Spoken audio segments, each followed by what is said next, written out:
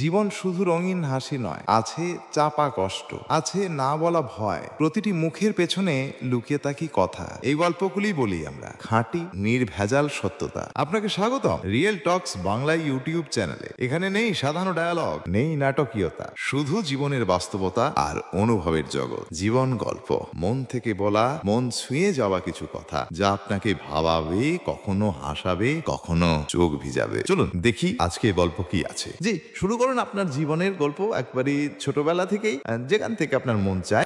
আমার জন্ম খুবই সাধারণ একটা ফ্যামিলিতে। আমার বাবা একটা পাকিস্তানি একটা কোম্পানিতে জব করতেন, ম্যানেজার পদে। তখন খুব কম স্যালারি পেতেন, বাট ওঠা নিয়ে নাকি হয়ে যেত। আচ্ছা। তো আমরা ভাই বোন ছিলাম 6 জন। আমার 2 ভাই 4 বোন। প্রথমে 2 বোন, তারপরে 1 ভাই, তারপরে আমি। তো আমার বয়স যখন 10 মাস, তখন আনপ্রেজেন্টলি আমার ছোটো বোনটা দুনিয়াতে এসে যায়। আমার মা বুঝতে পারেনি যে উনি নেক্সট প্রেগনেন্ট হয়েছেন। যখন আমার ছোটো বোনটার জন্মের 3য় দিন আমাকে আমার নানু বাড়িতে দিয়ে দেয়। তো আমি আমার নানু বাড়িতে বড় হয়েছি তখন থেকে। তো যতদিন আমার মামা, ছোটো মামা, আমার মায়ের আবার 2 ভাই 2 বোন। জি। তো আমার ছোটো মামা যতদিন বিয়ে করে নেয় ততদিন আমি সবার আদরেই ছিলাম। মামার আদরে ছিলাম, নানা নানির আদরে ছিলাম। হ্যাঁ, আমার নানা নানির মৃত্যুর আগ পর্যন্ত আমি ওনাদের আদরেরই ছিলাম। তখন মামা যখন বিয়ে করছেন তখন আমার আদরটা কান দিয়ে কমে যায়। কিন্তু আমার মামা আমাকে স্কুলে ভর্তি করার নেই। আচ্ছা। আমার মামার একজন ফ্রেন্ড আসছিলেন, তো উনি দেখছে, তখন আমি আরবি পড়তেছিলাম আমার মামির কাছে। তো উনি দেখছেন আমি পড়ার মধ্যে খুবই একটু ভালো। তখন উনি বললেন আমার মামাকে যে তুমি ওকে স্কুল কেন ভর্তি করাচ্ছ না? তো কিছু বলেন নাই। তখন উনি আমাকে বাজারে নিয়ে গিয়ে আমাকে 2টা বই কিনে দিলেন, বা একটা বাংলা বই আর একটা অঙ্ক বই ক্লাস 1-এর। আচ্ছা। তো ওগুলো আমি কিছুদিন বাসায় পড়েছি। বাসায় পড়া আমার আরেক মামাতো বোন, আরেক মামার মেয়ে, ওর স্কুলে পড়তো, ও তখন ক্লাস 4-এ পড়তো। ওর সাথে আমি স্কুলে যাওয়া শুরু করি, যদিও আমাকে স্কুলে ভর্তি করে দেয়নি। আচ্ছা। তারপরে স্কুলে ভর্তি না করা অবস্থাতেই যখন ওখানে ফার্স্ট টার্ম পরীক্ষা যখন আসছে, তো আমাকে পরীক্ষা দিতে পারছি না। তো হেড স্যার যিনি ছিলেন উনি কিন্তু আমার নানার পরিচিত ছিলেন, যে আমাকে চিনতেন পরিচয় দেওয়ার পরে। তো বলছে তুই স্কুলে ভর্তি হচ্ছিস না কেন? তো আমি বলছি স্যার আমাকে ভর্তি করাচ্ছে না, আমি কী করে হব? তখন উনি বলছেন আচ্ছা ঠিক আছে পরীক্ষা দেবো, ভর্তি না হলে তো পরীক্ষা দিতে পারবে না, তো ঠিক আছে আমি তোর নাম রেজিস্টার করে নিচ্ছি, পরীক্ষা দেয়। তো আমি ফার্স্ট টার্ম পরীক্ষা দিয়ে আমি সেকেন্ড হই। তারপরে যখন আমি সেকেন্ড হই তখন হেড স্যার আমাকে আর ভর্তি করে নিলেন, আর কোনো টাকা পয়সা লাগলো না। তখন ভর্তি করতে 5 টাকা লাগতো। আচ্ছা। ও 5 টাকার কারণে আমি এতদিন ভর্তি হতে পারিনি। জি। তারপরে আমি বার্ষিক পরীক্ষায় সেকেন্ড হয়ে ক্লাস 2-তে উঠলাম। ক্লাস 2 থেকে আমি অলওয়েজ আমার রোল নাম্বার 1 ছিল। কিন্তু আমার কখনো ওই যে এরপর আমি বই কিনতাম না, তখন স্কুলেও বই দিত না, সরকারিভাবে কিনতে হতো। তো আমি কি করতাম, আমার 1-এর বই হয়তো বা ক্লাস 2-র বই অন্য একজনকে দিলাম, যে কারো মনে তার 2 জন পড়ালেখা করতেছে, একজন 2-তে বা একজন 3-তে। তো আমার 2-র বই ওকে যে বোনটা 2-তে উঠেছে ওকে দিয়ে ও 3-র বইগুলো আমি নিতাম। এইরকম চেঞ্জ করে করে পড়তাম। আর আমাদের প্রত্যেক বছরই স্কুলে যে ফাংশনটা হতো, খেলাধুলা হতো, তো ওখানে আমি অনেকগুলো ইভেন্টে প্রাইজ পেতাম। যে রবীন্দ্রসঙ্গীত, নজরুল সঙ্গীত, দেশাত্মবোধক, তারপরে high jump, long jump, 200 metre, 400 metre দৌড়, স্কিপিং, সুই সুতা, এগুলো তো আমি অলওয়েজ ফার্স্ট হতাম। ওইখানে আমি যে প্রাইজগুলো পেতাম, খাতা কলম ওগুলো দিয়ে আমার হয়ে যেত। আচ্ছা। ইভেন বছরের লাস্টে গিয়ে যখন আমি, ওই সময় বাবা কোথায়? আমার বাবা ছিলেন না। আমার 3 বছর বয়সে আমার বাবা মারা গেছেন। মারা গিয়েছিলেন? জি। আচ্ছা। তো আমার মা অনেক কষ্ট করে আমার বাকি ভাই বোনদের বড় করেছেন। জি। তারপরে ওই বছর লাস্টের দিকে এসে যখন আমি খাতা কলমে ক্রাইসিসে পড়ে যেতাম, তো মাঝে মধ্যে স্কুলে যাওয়ার সময় আমার নানা আমাকে 25 পয়সা 50 পয়সা এরকম দিতেন। তো ওইগুলো আমি জমায় রাখতাম, তখন আমি ওই খাতা কলমেগুলো কিনতাম। আবার মাঝে মধ্যে ইউনিসেফ থেকে কতগুলো খাতা দিত, ওইটা পেলেও আমার হয়ে যেত। জি। তো এইভাবেই আমি ক্লাস 7-এ আসি। 7 পর্যন্ত উঠে ক্লাস হাই স্কুলে উঠেও আমাকে ভর্তি করায় নেয়। এরকম 4-5 মাস স্কুলে না যাওয়ার ফলে, তো হাই স্কুল প্রাইমারি স্কুল একসাথেই ছিল। তখন একদিন মোহাম্মদ আলী স্যার আমরা স্কুলে টিউবওয়েল থেকে পানি নিয়ে আসতাম, পানি খাইতাম। তো আমি সেরকম সকালে একদিন পানির জন্য গেছি, তো হাই স্কুলের হেড স্যার আমাকে দেখেছেন। তো বলছি কি তুমি এখনও ভর্তি হও নাই, স্কুলে আসো না কেন, তুমি তো পড়ালেখায় ভালো। তা আমি বলছি স্যার অ্যাকচুয়ালি আমি ভর্তি হতে পারি নাই। তখন বলছে ঠিক আছে তুমি আজকে স্কুল টাইমে আমার সাথে দেখা করো। তো আমি গেলাম স্কুলে, তখন উনি আমাকে বলছে ঠিক আছে তোমার তো বোধহয় আর্থিক সমস্যাটা খুব বেশি। তো উনি আমার বাবা মার কথা জিজ্ঞেস করলেন, তো আমি বলছি স্যার আমার বাবা নেই, আমি নানা বাড়িতে থাকি। তখন উনি আমাকে নিজে স্কুলে ভর্তি করা নিলেন। আচ্ছা আচ্ছা। ক্লাস 6-এ। তারপরে আমি ক্লাস 6 থেকে তখন আমি যেহেতু 5 মাস পরে ভর্তি হয়েছি, তো আমার রোল নাম্বার 9 হয়, মেয়েদের মধ্যে 2nd, ছেলে মেয়ে উভয়ের মধ্যে আমি টপ 10-এর মধ্যে ছিলাম। তো আমি যখন ক্লাস 7-এ পড়ি সেপ্টেম্বর মাস, তখন জোহরের নামাজ পড়তেছিলাম, ওই সময় আমার মামার সাথে একজন লোক আসেন। আচ্ছা। তো ওনারা আমাকে আমি ওনাদেরকে নাস্তা দিতে গেছি নামাজ পড়ে উঠে। এরপরে তো হ্যাঁ চলে যেরকম মানুষ আসে সবাই চলে গেছে। পরে 2-1 দিন পরে শুনতেছি উনি আমাকে বিয়ে করতে চাচ্ছেন। ওনার বয়স তখন 45 এক্সিট করছে। আচ্ছা আচ্ছা। উনি দুবাই থাকতেন। তো ওনার তখন উনি অলরেডি 5 সন্তানের জনক। ওকে। ওনার 5টা ছেলে মেয়ে, ওনার 2nd মেয়ে আমার সমবয়সী। হ্যাঁ। তারপরে আমার মামা তখন বেকার ছিলেন। আমার মামা একটা মেস ফ্যাক্টরিতে চাকরি করতেন। তার আগে ওনার চাকরি চলে যায়, তখন উনি বেকার ছিলেন। তো উনি নাকি আমার মামাকে বলেছেন যে বিদেশে নিয়ে যাবেন, হ্যাঁ আমাকে পড়ালেখা করাবেন। এইসব যখন বলছে মামা আমাকে ওনার সাথে বিয়ে দেওয়ার জন্য রাজি হয়ে গেছেন। কিন্তু এই কথা শুনে আমার মা, আমার ভাইটা আমার 6 বছরের বড়, এবং আমার মেজো আপা, ওরা কেউ বিয়েতে রাজি না। কিন্তু আমার মামা নাসুর আমার মামা বলেছেন আমি ছোটবেলা থেকে বড় করেছি, আমি বিয়ে দিব, আর সে বেটার আর কিছু পাবো না। আচ্ছা। তো এখন সতীনের করে বিয়ে হলে কি হবে, সতীন ছাড়া বিয়ে হলে কি হবে, আমি এইগুলো কিছুই বুঝতাম না। তখন আমার 12 বছর চলতেছে মাত্র। তারপরে আমাকে বিয়ে দিয়ে দেওয়ার জন্য অনেক ঝগড়াঝাটি হচ্ছে। তখন আমার ভাই এক পর্যায়ে মারামারি পর্যন্ত লেগে গেছে আমার মার সাথে, আমার মামার সাথে। আমার মা ভাইকে লম্বা কিরিচ নিয়ে দৌড়ায় ছুটছেন। আচ্ছা। তারপরে এখন আমাকে তো আর যেতে দিচ্ছে না। আমার ভাই বলছে তুই আমার কাছে চলে আয়, ওদের সাথে থাকার দরকার নেই, কিন্তু আমাকে যেতে দিচ্ছে না। তখন আমার ভাই আমাকে ডেকে এনে বলতেছে যে দেখ তুই তো এগুলো বিয়ের সাথে কিছু বুঝিস না, তোকে যদি ওরা রাজি কিনা ওখানে কাজে আসবে, তোকে রাজি কিনা জিজ্ঞেস করলে তুই বলবি যে না তুই রাজি না। তুই যদি রাজি না হস তাহলে তোর বিয়েটা হবে না। তা আমি বলছি আচ্ছা ঠিক আছে। এরপরে যখন কাজে আসছে, তো ওখানে সবাই আমার মামা আরও ওখানে যত লোকগুলো ছিল ওরা তো সবাই বড় বড়, আমার ভাইয়া তো ছোট ছিল। তো আমাকে বলতেছে যে তুই রাজি তো?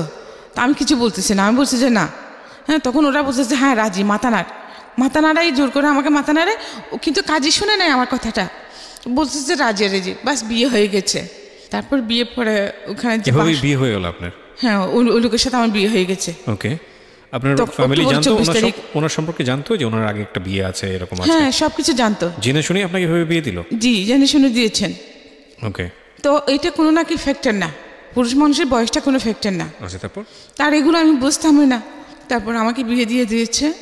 বিয়ের পরে ওই লোকের সাথে যখন আমাকে এখন যেটা বাসর বলতেছে, বাসর দিল, তো আমি কিছু বুঝি না। আমাকে ওখানে রুমে ঢুকে দেওয়ার আগে আমার মামি বললো যে উনি যখন রুমে ঢুকবেন তুইকে সালাম করবি। তো উনি যখন রুমে ঢুকে যখন আমার হাত ধরে টানাটানি করছে, আমি দৌড় দিচ্ছি একদিকে, রুমের এক কোনায় চলে গেছি। তারপর দেখি উনি চুপচাপ বসে আছেন। তো হঠাৎ আমার মনে পড়ছে আমার মামি যে আমাকে বলছে ওনাকে সালাম করতে, তা আমি আবার গিয়ে ওনাকে সালাম করছি। ওকে। যদিও আমরা হাসছি, বাট বুঝতেই পারছেন যে কতটা আজকের আমাদের সামাজিক সচেতনতার জায়গা থেকে এই ধরনের ভয়ানক ব্যাপারগুলো চিন্তা করা যায় না। জি, আমি যখন ওনাকে সালাম করেছি তখন উনি আমাকে ধরে ফেলছেন। তো ঠিক আছে, বলছে সমস্যা নাই, তুমি ভয় পেও না, তুমি এমনি শো, তুমি ওইদিকে ওখানে বসে থাকার পর দাঁড়িয়ে রাখার দরকার নেই, তুমি ঘুমাও, তুমি তোমার মতো ঘুমাও। তো আমি ঠিক আছে, আমি এক পাশে শুয়ে গেছি। উনি বিদেশ চলে যাবেন আবার, 4 মাস ছিলেন, 4 মাসের মধ্যে এইসব এত কিছু করে ফেলেছেন। তো যখন চলে যাচ্ছেন তখন আমাকে ওনার সাথে করে ওনাদের বাড়িতে নিয়ে গেলেন। ওনাদের বাড়িতে নেন নাই, ওনার এক চাচার বাড়িতে নিয়েছিলেন। তো চাচা বাড়িতে নেওয়ার পরে ওখান থেকে তারপর দিন আবার ওনার মা এসে ওনাদের বাড়িতে নিয়ে গেছেন আমাকে। তারপরে উনি ওখানে আমাকে রেখেই দেন, উনি বাইরে চলে যান। তারপরে উনি চলে যাওয়ার পরে আমাকে আর আসতে দিয়েছিল মনে হয়।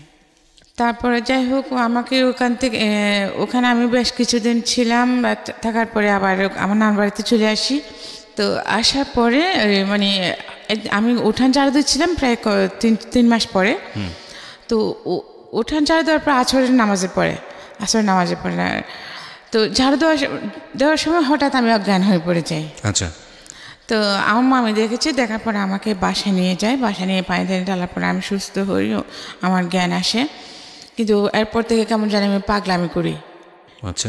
হ্যাঁ, সবাই বলছে জিনের বাতাস লেগেছে, যেটা হয় গ্রামাঞ্চলে আর কি, যেটা বলে। হ্যাঁ, এরকম। আমি 3 মাস কমপ্লিটলি এইরকম ছিলাম। আচ্ছা। হ্যাঁ, কিন্তু এর মধ্যেও যে উনি যে আমাকে পড়ালেখা করাবেন বলেছিলেন, বাট উনি কিন্তু আমাকে পড়ালেখা আর করার নেই।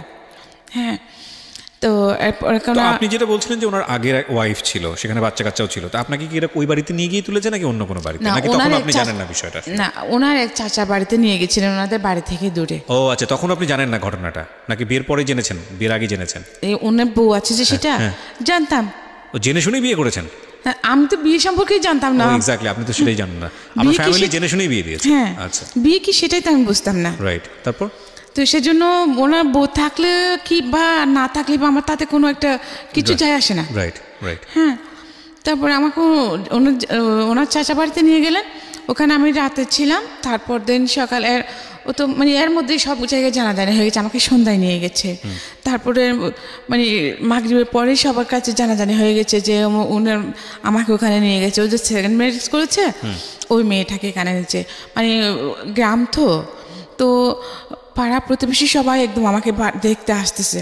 তো সবাই শুধু বলতেছে বুড়া হয়ে গেছে, বুঝছে বেড়া, যে এত সুন্দর একটা ছোট্ট একটা বাচ্চা মেয়েকে, তার মেয়ের বয়সী একটা মেয়েকে বিয়ে করলো। আর মানুষগুলো কেমন, এমন বাচ্চা মেয়েটাকে এরকম একটা বুজ্জার হাতে দিয়ে দিল, সবাই এটা বলতেছে। তারপরে এত মানুষের মধ্যে যে ওনার প্রথম ওয়াইফ যে আমাকে দেখতে এসেছিলেন, সেটা কিন্তু আমি জানতাম না, বিকজ আমি ওনাকে আগে কখনো দেখিনি। সো আমি তো চেনার কথাই আসে না, আমি ওনার মাকেও চিনি না, ওনার ভাইরাও এসে আমাকে দেখে গেছেন, বাট আমি কাউকে চিনি না, আমি আগে কখনো ওদেরকে দেখি নাই, সেজন্য আমি চিনি নাই। প্রিয় দর্শক শ্রোতা, এই পর্যায়ে আমরা ছোট্ট একটি বিরতি নিচ্ছি, সাথেই থাকুন। জীবন গল্প, মন থেকে বলা, মন ছুঁয়ে যাওয়া কিছু কথা, যা আপনাকে ভাবাবে, কখনো হাসাবে, কখনো চোখ ভিজাবে। বিরতির পর আপনাদের আবারও স্বাগতম। আমরা শুনছিলাম জীবন গল্প। হ্যাঁ, তারপর কি হলো? তারপরে এখন রাত 8টার দিকে, 8টা-9টার দিকে এই খবর আসছে ওনার মা আসছেন, আসে বলতেছেন মানে এখানে দিদারের আম্মু এসেছে কিনা। আচ্ছা। ওনাকে দিদারের আম্মু ডাকতো, দিদারের মা আসছে কিনা। তো ওখানে যারা, আমি তাদের বাড়িতে ছিলাম। দিদারের মাটাকে?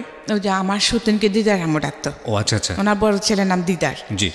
তারপরে সবাই মানে বলতেছে যে ও কি পালাই গেছে, মনে হয় সুইসাইড করছে, ওকে খুঁজেও পাচ্ছে না, কোথাও খুঁজে পাচ্ছে না। তখন আপনি দেখেননি আপনার সতীন? না, আমি ওই ফ্যামিলির কাউকে দেখি নাই। আচ্ছা আচ্ছা, ওকে। তো এরপরে 10টা, 10:30টার দিকে আবার খবর আসছে যে না, উনি রাগ করে কোথায় জানি লুকাইছিলেন ওনাদের বাড়ি পিঠার মধ্যে, পরে আবার বাসায় চলে আসছে। তখন তো আপনি আপনার হাজবেন্ডের চাচার বাড়িতে? জি। তো ওইখান থেকে আপনি কি খবর নিচ্ছেন ওনার সম্পর্কে? আমি খবর নিচ্ছি না তো, খুব বেশি দূরে না। ও, ডিসটেন্সটা খুব বেশি দূরে না। আচ্ছা আচ্ছা। তো ওখানে যে ও বাড়ির, এই বাড়ির সবাই আমাকে দেখতে আসছে না, তো এরা কথাবার্তা বলতেছে, সেটা আমি শুনতেছি। আচ্ছা আচ্ছা আচ্ছা, ওকে। আমি শুনতেছি জাস্ট এটুকুই। তারপর দিন কি করছে, সকাল 9টার দিকে আমার শাশুড়ি আসছে, আসি বলে যে ছেলে যখন বিয়ে করছে ভালো হলো, আমার ছেলে খারাপ হলো, আমার ছেলে তো আমার ছেলে বিয়ে করছে কি আমি ফেলে দিতে পারবো, বউ এখানে কেন থাকবে, আমার ছেলে বউ আমার বাড়িতে যাবে। তো এইটা বলে আমাকে নিয়ে গেছে। তো ওনার ছেলে যাওয়া পর্যন্ত ওখানে ছিলাম, ওনার ছেলে যাওয়ার পরে ওখান থেকে আমি চলে গেছি আমাদের বাড়িতে। তো তারপরে বাড়িতে যাওয়ার পরে কিছুদিন পরে এই ঘটনা হলো যে আমি হঠাৎ অজ্ঞান হয়ে গেলাম। উনি যখন চলে গেছেন, যেদিন চলে গেছেন ওই রাতে, এরপর 2 রাত আমি ওখানে যতদিন ছিলাম আমার সতীনের সাথে একই বিছনায় ঘুমাইতাম। আচ্ছা আচ্ছা। তো হ্যাঁ, একদিন রাতে আমার ঘুমে যাওয়াতে দেখি কি উনি আমার চুল ধরে টানতেছেন। তো আমি শুনেছি, এখন এগুলো বিশ্বাস করি না, তখন মানে শুনেছি আর কি, বলছে মানে আমাকে উনি তাবিজ করেছেন। আচ্ছা। তো এটা উনি নিজের মুখে স্বীকার করেছিলেন, মানে চুল নিয়ে, আপনার চুল নিয়ে। আচ্ছা, আমাকে তাবিজ করেছেন, এটা শুনেছিলাম। তারপরে আমি তো 3 মাস টোটালি ডিসপ্লেস ছিলাম। আর পরে আমার শাশুড়ি এই ঘটনার পরে 3 মাস আপনার অবস্থা খারাপ ছিল? হ্যাঁ, ওখান থেকে যাওয়ার পরে, আচ্ছা আচ্ছা, আমাদের বাড়িতে যাওয়ার পরে। আচ্ছা আচ্ছা। তারপরে আবার কেমন করে জানি ওই ওজা টোজা এনে আমাকে ভালো করেছে, সুস্থ করেছে, ঠিক আছে। এরপরে ওইগুলো সে শুনছে, এই আমি চিঠি লিখে জানিয়েছি। হ্যাঁ, তো তারপরে আমি চলে আসছি, আমার তো এখানে ছিলাম। হঠাৎ এক রাতে দেখি কি উনি আসে আমাকে ডাকতেছেন 4 মাস পরে। মানে আপনার হাজবেন্ড? হ্যাঁ, উনি বিদেশ যাওয়ার 4 মাস পরে আবার ব্যাক করেছেন। কোন দেশে থাকতো জানি? কোন দেশে? সৌদিতে থাকতেন। সৌদি আরবে। আল-আকসা। আচ্ছা, আল-আকসাতে। হ্যাঁ। তারপরে যখন ডাকছে উঠে দরজা খুলে দিচ্ছি, তারপরে বাড়ির সবাই উঠেছে, তো বলছে যে আমি মানে কালকে আসছি, কালকে চলে এসেছি। তো এরপরে উনি আপ ডাউন করতেন, 2 মাস ছিলেন। 2 মাস পরে যাওয়ার সময় আবার আমাকে ওনাদের বাড়িতে নিয়ে গেলেন। এর মধ্যে কিন্তু আমি ম্যাচিউর হয়ে যাই। তো উনি আমাকে ওনাদের বাড়িতে নিয়ে গেলেন। বাড়িতে নেওয়ার পরেও আমি কিছুদিন ছিলাম। কিছুদিন থাকার পর আমাকে তো উনি ওখানে রেখে চলে যান। পরে বুঝতে পারি যে মানে যে আমার প্রেগনেন্ট। আপনি কনসিভ করেছেন এটা বুঝতে পারছেন? কনসিভ করেছি। আচ্ছা, বয়স কত তখন আপনার? আমার 14 বছর বয়স। 14 বছর। 7 বছর বয়সে বিয়ে হওয়ার পরে আপনি 14 বছর বয়সে ওনার সঙ্গে 4 মাসের দেখা, আমি ঠিক বুঝতে পারছি না, মানে এত ছোট গ্যাপটা কিভাবে হয় আসলে? ওনার সাথে আমার বিয়ে হয় তখন আমার 12 বছর 2 মাস। আচ্ছা। হ্যাঁ, তো এরপর উনি অনেকদিন বাড়িতে ছিলেন। থাকার পরে যে ওই যে আমি হাসপাতাল নিল, থাকার পর উনি আবার দেশে বাইরে চলে গেলেন। আপনি বলছেন যে 7 বছর বয়সে আপনাকে দেখতে আসে, তাহলে ওটা কোনটা? আমি তো ক্লাস 7 এ 7 বছর। ও আচ্ছা, right. I am extremely sorry, আপনি তখন ক্লাস 7 এ। আমার নিজেরই ভুল হয়েছে। ঠিক আছে, সমস্যা নেই। আমি ক্লাস 7 এ তখন। ঠিক আছে, একদম ইউ আর পারফেক্ট। রাইট, বলেন তারপর। আমি কিন্তু জানতাম না যে প্রেগনেন্ট হয়েছে এটা, কিন্তু আমার খুব বমি হচ্ছিল, মাথা ঘোরাচ্ছিল। তখন এই আমার চাচি শাশুড়ি বলতেছে আর কি, আমার চাচি শাশুড়ি, আমার বড় যা, ওরা বলতেছে যে ছেলে আসতেছে এগুলো বললো। তার মধ্যে আমার না খুব বেশি জ্বর হয় তখন, যে বমি, মাথা ঘোরানোর সাথে জ্বর হলো, 105 হয়ে যায় জ্বর। তো ওনাদের ওখানে এলাকায় একটা ইমরান ডাক্তার নামে একজন ডাক্তার ছিলেন, ওনাকে এনেছেন। উনি যে পেশেন্টকেই দেখেন ওখানে ওনাকে গ্লুকোজ স্যালাইন দেবেন, ওই যে কি ওখানে কি একটা ইঞ্জেকশন দেন, ওটা দিলে মাথা ঘুরায়। ওই ইঞ্জেকশন স্যালাইনটা দিলে ভালো সুস্থ রোগীও অসুস্থ হয়ে যায়, মাথা ঘুরায়। এই কি জানি একটা ইঞ্জেকশন দেন ওখানে। তারপর আর উনি সবাইকে দিতেন, কার্মিলা নামের একটা সিরাপ দিতেন। আচ্ছা, সবাইকে মোটামুটি? হ্যাঁ, সব পেশেন্টকেই। ওকে। তো আমাকেও দেখে আমাকে স্যালাইন দিলেন, ইঞ্জেকশন দিলেন, সিরাপগুলো দিচ্ছেন। তো উনি স্যালাইন যখন আমাকে পুশ করে চলে যাচ্ছেন, সবাইকে বলে গেছেন যে মানে স্যালাইনটা শেষ হলে তোমরা, এটা শেষ হতে রাত 11টা বাজবে প্রায়, তোমরা কাইন্ডলি খুলে নিও, তা না হলে রক্ত উঠে যাবে। তো সবাই ওনাকে শিওর করলেন যে হ্যাঁ খুলে নিবে। আমার অনেক দেবর ছিল। হ্যাঁ, অনেক দেবর বলতে কি, আমার শ্বশুরের 2 বিয়ে করেছে, আবার আমার চাচা শ্বশুরও 2 বিয়ে করেছে। 2 বিয়ে করছে, যেরকম আমার শ্বশুর যখন মারা যান তখন আমার শাশুড়িকে আবার ওনার দেবরে বিয়ে করে। আচ্ছা। তো 2 বউ মিলে অনেকগুলা ছেলে মেয়ে। ওকে। তারপরে যে দেখি কি সবাই খাওয়া দাওয়া করে ঘুমিয়ে গেছে, কিন্তু স্যালাইন করার জন্য কেউ নেই। এটা রাতে যখন শেষ হয়ে গেছে, স্যালাইন শেষ হওয়ার পরে যে অনেকগুলো রক্ত উঠে গেছে, মানে স্যালাইনের রক্ত উঠে গেছে? হ্যাঁ, স্যালাইনের রক্ত উঠে গেছে শেষ হয়ে, কিন্তু কেউ আসছে না। আমি সবাইকে ডাকতেছি, কেউ নেই, সবাই ঘুমিয়ে গেছে। তো আমি কি তখন আমার শরীরে কাঁপুনি ছুটে গেছে ভয়ে। তো আমি কি করছি, আস্তে করে টেপটা খুলে কোনো রকমে সুইটা টান দিয়ে খুলে ফেলেছি। সুইটা টান দিয়ে খোলার ফলে এই যে ফিনকি দিয়ে রক্ত বেরোচ্ছে। হ্যাঁ, তো আমি ওইটা জানতাম না যে ওই যে যেখানে পুশ করছে ওই জায়গাটা টিপে ধরতে হবে। আচ্ছা। তারপরেও আমি কি জানি কেন জানি যখন ব্লাড বেরোচ্ছে তখন আমি চেপে ধরেছি। তারপর কিছুক্ষণ পরে ব্লাড বন্ধ হয়ে যায়। তো দেন আমার যে আমি ওয়াশরুমে যাব, কিন্তু আমার মাথা ঘুরেছে খুব, আমি উঠতে পারছি না, লাইট টাইট সব অফ। কিন্তু তো ওয়াশরুমে যাবো, যে আমার শাশুড়ি বারান্দায় শোন। হ্যাঁ, আমার শাশুড়ি যেখানে শোন, আমার শাশুড়ি পায়ের নিচে বদনা থাকে, দরজার ফাঁকের মধ্যে। আচ্ছা। তো ওখান থেকে বদনা নিয়ে বাইরে ওয়াশরুমে যেতে হয়। আচ্ছা। তারপরও আমি হাতটায় গেছি, তো ওখানে তো অন্ধকার, আমার শাশুড়ি পায়ের সাথে লেগে আমি পড়ে গেছি এই বদনা নিতে গিয়ে। তো আমার শাশুড়ি কে করে চিল্লে উঠছে, উঠে লাদ দিছে। তো আমাকে দেখছে, বলো তুমি এখানে কী করতেছো? তো আমি বলছি, মা আমি ওয়াশরুমে যাবো সেজন্য, কিন্তু আমার ওই যে মাথা ঘোরাচ্ছে, আমি পড়ে গেছি, বদনা কুস্তি গিয়ে আপনার পায়ের সাথে লেগে পড়ে গেছি। তখন উনি আমাকে ওয়াশরুমে নিয়ে গেলেন। তা আমি ওয়াশরুম সেরে আসলাম। আসার পর উনি বললেন, স্যালাইন কীভাবে কে খুলছে? আমার সে কেউ খুলে নাই, তো রক্ত উঠে গেছে, সেজন্য আমি নিজে টান দিয়ে খুলে ফেলেছি। তো উনি গিয়ে দেখলেন ওখানে অনেকগুলো রক্ত উঠে গেছে। তারপরে উনি শুয়ে গেছেন, কিন্তু আমার জ্বর কমে নাই। আচ্ছা। জ্বর না কমার পরে এখন যে আমি কিন্তু কোনো কাজকর্ম করতে পারছি না তখন। তা আমার সৌদিনী কী করছে, আমি কাজ করতে পারছি না, উনি কিন্তু এটা চালাকি করে আমাকে উনি রান্না বান্না করে খাওয়াতে হবে, সেই জন্য যে উনি আমার ননদের বাড়িতে চলে গেছে সেটা কিন্তু আমি জানি না। ও ওকে। হ্যাঁ, আমি জানতাম ওনার বেড়াতে গেছেন, কিন্তু ওনার 4 ছেলে মেয়ের মধ্যে, ওনার 5 ছেলে মেয়ের মধ্যে একটা মারা গেছে, আরও 4টা ছেলে মেয়ে রেখে উনি একা চলে গেছেন। এখন ওদেরকে আমি নিজেই তো অসুস্থ, ওদেরকে আমি কীভাবে রান্না করে খাওয়াবো? হ্যাঁ, আমি ওদেরকে রান্না করে খাওয়াতে পারছি না। পরে কি করছে, ওনার বড় ছেলেকে দিয়ে ছোট মেয়েটাকে নিয়ে গেছে, ছোট ছেলেটাকে নিয়ে গেছে, বড় ছেলে মেয়ে থেকে গেছে। তো আমার শাশুড়ি ওদেরকে রান্না বান্না করে খাওয়াচ্ছে, যদিও আমার শাশুড়ি ওনাদের সাথে খান না, ওনার যে দেবরকে বিয়ে করেছেন ওখানে খান। তারপরে 10 দিন এরকম ছিলাম। 10 দিন থাকার পরে আমি একটু সুস্থ হই। এই 10 দিন কিন্তু আমি না খাওয়াইছিলাম। হ্যাঁ, উনি আসছেন এর মধ্যে, তো আমি রান্না বান্না করতে পারি না, সেজন্য উনি আমাকে খাবার দিতেন না। তো আমার শাশুড়ি কী করতেন, চুরি করে ওনাদের 2-3টা গরু ছিল, দুধের গরু, গাই ছিলেন, তো দুধ দহন করতেন। ওই বিকাল 4টার দিকে যখন সবাই ঘুম থাকতো, আসরের সময় আমার শাশুড়ি নামাজ পড়তে যেতেন, তখন উনি চুরি করে আমাকে 1 গ্লাস দুধ দিতেন, বা বিস্কিট থাকলে 2টা বিস্কিট দিতেন। এই আমার খাওয়া। আচ্ছা, এই মানে বাচ্চা পেটে নিয়ে এইরকম অবস্থা? 10 দিন এরকম ছিলাম। আচ্ছা। তো 10 দিন পরে 10 দিনের দিন আমি একটু সুস্থ হই। সুস্থ হওয়ার পরে ওদিন শুক্রবার ছিল, তো আমাকে বলতেছে যে এভাবে তোমার এখন 4 মাস চলতেছে, তখন আমার প্রেগন্যান্সির 4 মাস চলতেছে, তুমি সামনে তোমার বডি বড় হয়ে যাবে, তখন তুমি আর যেতে পারবে না, তুমি এখন আমার সতীন আর আমার শাশুড়ি আমাকে বলতেছে তুমি এখন তোমার বাবার বাড়ি থেকে ঘুরে আসো, আজকে শুক্রবার, আগামী শুক্রবারে তোমাকে মালিক গিয়ে নিয়ে আসবে, মালিক আমার দেবর। তা আমি বলছি আচ্ছা ঠিক আছে। তো আমি ওই দিন আমাকে ভাত দিবে যে একটা শুকনো একটা লাকড়ি ছিল, বড় ঘাস ছিল, আমাকে বলে যে এটা একটু ফাড়ি দাও কষ্ট করে, তারপরে তুমি গোসল টোসল করে খাওয়া দাওয়া করে নাও, জুমার পরে তুমি চলে যাইও। তো আমি ঠিক আছে, আমি অনেক কষ্ট করে লাকড়িটা অর্ধেক ফেটেছি, লাকড়ি করেছি গাছেটা। তারপরে জোর আজান দিছে, আমি গোসল টোসল করে ভাত টাত খাইলাম, খাওয়ার পর আমাকে পাঠিয়ে দিয়েছে, 50টা টাকা দিয়েছে।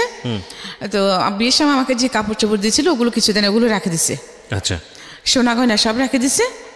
এই আমাকে 2টা শাড়ি, 2টা ব্লাউজ, 2টা পেটিকোট আর একটা পুরনো ব্যাগ দিয়েছে। ব্যাগ দিয়ে আমাকে 50 টাকা দিয়ে মালিকের সাথে পাঠিয়ে দিল। তো আমাকে বলছে আজকে শুক্রবারে যাচ্ছ, আগামী শুক্রবারে মালিক যাবে, তুমি চলে আসিও। তো ঠিক আছে, আমিও চলে গেছি, কিন্তু এরপর আমাকে আনতে যায় না। 1 শুক্রবার, 2 শুক্রবার, প্রায় মানে তখন আমার প্রায় 8 মাস চলতেছে। তো কি করবো এখন আমি? আমার মামাকে বলতেছি, ওরাও তো গরিব, এখন আমি ওখানে, ওরাও আমাকে সহ্য করতে পারছে না। আচ্ছা। হ্যাঁ, যে আমাকে বিয়ে দিয়েছে বড় লোকের কাছে, ওদেরকে শুদ্ধ ক্যারি করবে এটা ভেবে, এখন সে আমারই করসপরেন্স দিচ্ছে না। উনি আমাকে চিঠি পাঠাইছেন কি, আমি যাওয়ার পরে তুমি আমার মাকে লাথি মেরে চলে এসেছো, হ্যাঁ, তো তোমাকে আমি নিব না। যে মেয়ে আমার মাকে অপমান করে লাথি মেরে চলে আসে, তার আমার বাড়িতে তার কোনো ঠাঁই নেই। সে যদি আমার মা, আপনার জামাই আপনাকে বলছে? চিঠি লিখেছে, তখন তো মোবাইল ছিল না। তো উনি 1 মাস পরে চিঠি আসা, 1 মাস আগে একটা চিঠি আপ ডাউন করতে। তো আমি ওনার চিঠি পাই যে তুমি আমার মাকে লাথি মেরে চলে এসেছো, আমার মার সাথে বেয়াদবি করেছো, এখন তুমি আমার মার পায়ে ধরে ক্ষমা চাইবে, আমার মা যদি তোমাকে ক্ষমা করে দেন তুমি আমাদের বাড়িতে থাকতে পারবে। হ্যাঁ, তো এখন আমি কিছুই বুঝতে পারছি না ব্যাপারটা। আমি ওনাকে কখন লাথি মারলাম, আমি তো এসব কিছুই জানি না। তখন আমি ওনাকে বললাম যে চিঠি লিখলাম যে আমি তো এসব কিছু জানি, এরকম কিছু হয়নি, আমি অসুস্থ ছিলাম, মাথা ঘুরে পড়ে গেছিলাম ওনার পায়ের সাথে হুচটকে, আমি তো ওনাকে লাথি মারি নাই। তো চিঠি না, আমি ওনাকে ক্যাসেট পাঠালাম, একটা ট্যাপ রেকর্ডারে ক্যাসেট কথা রেকর্ড করে সম্পূর্ণ ঘটনা আমি ওনাকে বলে পাঠালাম। হ্যাঁ, দেখি যে ওনার কোনো রেসপন্স নেই। উনি আমাকে এরপরে একটা ক্যাসেট পাঠালেন, চিঠি পাঠালেন যে এত কাহানি শোনার জন্য আমি বিদেশে আসি নাই, এত কাহানি শুনতে পারবো না, তোমার গর্ভে যদি আমার সন্তান থাকে, আমার বাচ্চা যদি হয় সেটা আমাদের বাড়িতে হবে, আর যদি তোমাদের বাড়িতে হতে হয় তাহলে এটা আমার বাচ্চা না। আচ্ছা। হ্যাঁ, তখন আমি আমার মামাকে বললাম যে মামা আমাকে আপনি দিয়ে আসেন। হ্যাঁ, তখন উনি বললেন যে না, আমি দিয়ে আসতে পারবো না, আমি দিয়ে আসতে পারবো না, আমি যদি দিয়ে আসি তাহলে আমার সম্মান থাকবে না, বলবো যে আমি খাওয়াইতে না পারে দিয়ে আসছি, এটা আমি পারবো না। তো এখন আমি কি করবো? ওরাও আমাকে নিতে আসছে না, আমার মামাও আমাকে দিয়ে আসছে না, আমি কি করব? ঠিক আছে, মামা বাড়িতে থাকছি। 87 সাল, তখন 87 সালে মার্চে 12 তারিখ আমার ছেলে হলো। আচ্ছা। আমার প্রথম ছেলে হলো। তারপরে ও তো কোনো খোঁজখবর নেয় না, আল্লাহর রহমতে হয়ে গেছে, ছেলে বড় হচ্ছে আস্তে আস্তে। তো ও কিন্তু আর আসে নাই, মানে আপনার জামাইয়ের খোঁজ নিচ্ছে না, খোঁজে নেয় নাই, টাকা পয়সাও দেয় নাই, এই আসেও নেই, আমার টোটালি কোনো খোঁজ রাখতেছে না। কিন্তু এর মধ্যে আমার মামাও কিন্তু আমাকে ইয়ে করতেছে, হ্যাঁ, ওরা কেউ আমাকে সহ্য করতে পারছে না। তারপরে এখন আমার ছেলেটা যখন 1 বছর হয়ে গেছে, তো ওইখানে ফ্যামিলি প্ল্যানিংয়ে লোক নিচ্ছিল, ক্লাস 8 পাস নিচ্ছে তখন, হ্যাঁ। তো আমার ক্লাসমেটের ভাই কিন্তু ফ্যামিলি প্ল্যানিংয়ের হেড ছিলেন ওখানকার, আমাদের এই থানার, হ্যাঁ। তো আমি ওনাকে গিয়ে ধরলাম, আমার মামাকে জিজ্ঞেস করছি আগে যে মামা তো ওখানে তো এরকম যে লোক নিচ্ছে, তো আমি তো করতে পারবো, নিম্ন মাধ্যমিক চেয়েছে, তো জাহিদ ভাই যেহেতু ওখানে আছে আমি ওনার সাথে কথা বলি ওটা আমাকে নেবে কিনা, তো শুধু শুধু বসে থাকি কী করবো। তো আমার মামা বললেন যে আচ্ছা ঠিক আছে যা।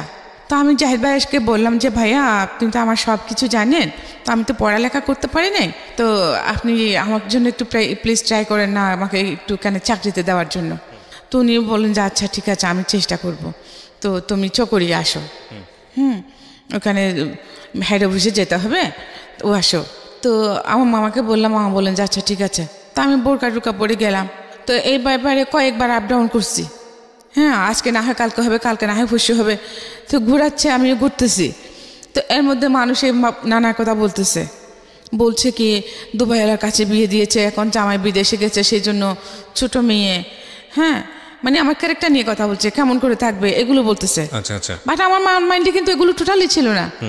উনিও তো আমার কাছে থাকলেই বা কি না থাকলেই বা কি, এটা আমার কোনো ফরক পড়তো না। আমি ওনাকে মানে লাভ কী জিনিস সেটাও আমি বুঝতাম না, সংসার কী জিনিস সেটাও আমি টোটালি বুঝতাম না। বদনাম করতেছে, আমাকে চলে যেতে বলছে না, আমি চলে যাবো, দ্যাটস ইট, আমার ধারণা এটুকুই। তারপরে ঠিক আছে, তখন আমার মামা আমাকে এগুলো নিয়ে টর্চার করতেছে, হ্যাঁ, যে মানুষে খারাপ বলতেছে। তাহলে যে মামা মানুষে খারাপ বলতেছে, মানুষে তো জানে না আমাদের ভিতরে কি হচ্ছে। মানুষে জানে যে আমাকে দুবাইয়ের কাছে বিয়ে দিয়েছেন, সে অনেক বড় লোক, হ্যাঁ। তো আমি যখন বাইরে যাচ্ছি সবাই তো মনে করবে এটাই, যা ক্যারেক্টারলেস এটাই তো মনে করবে।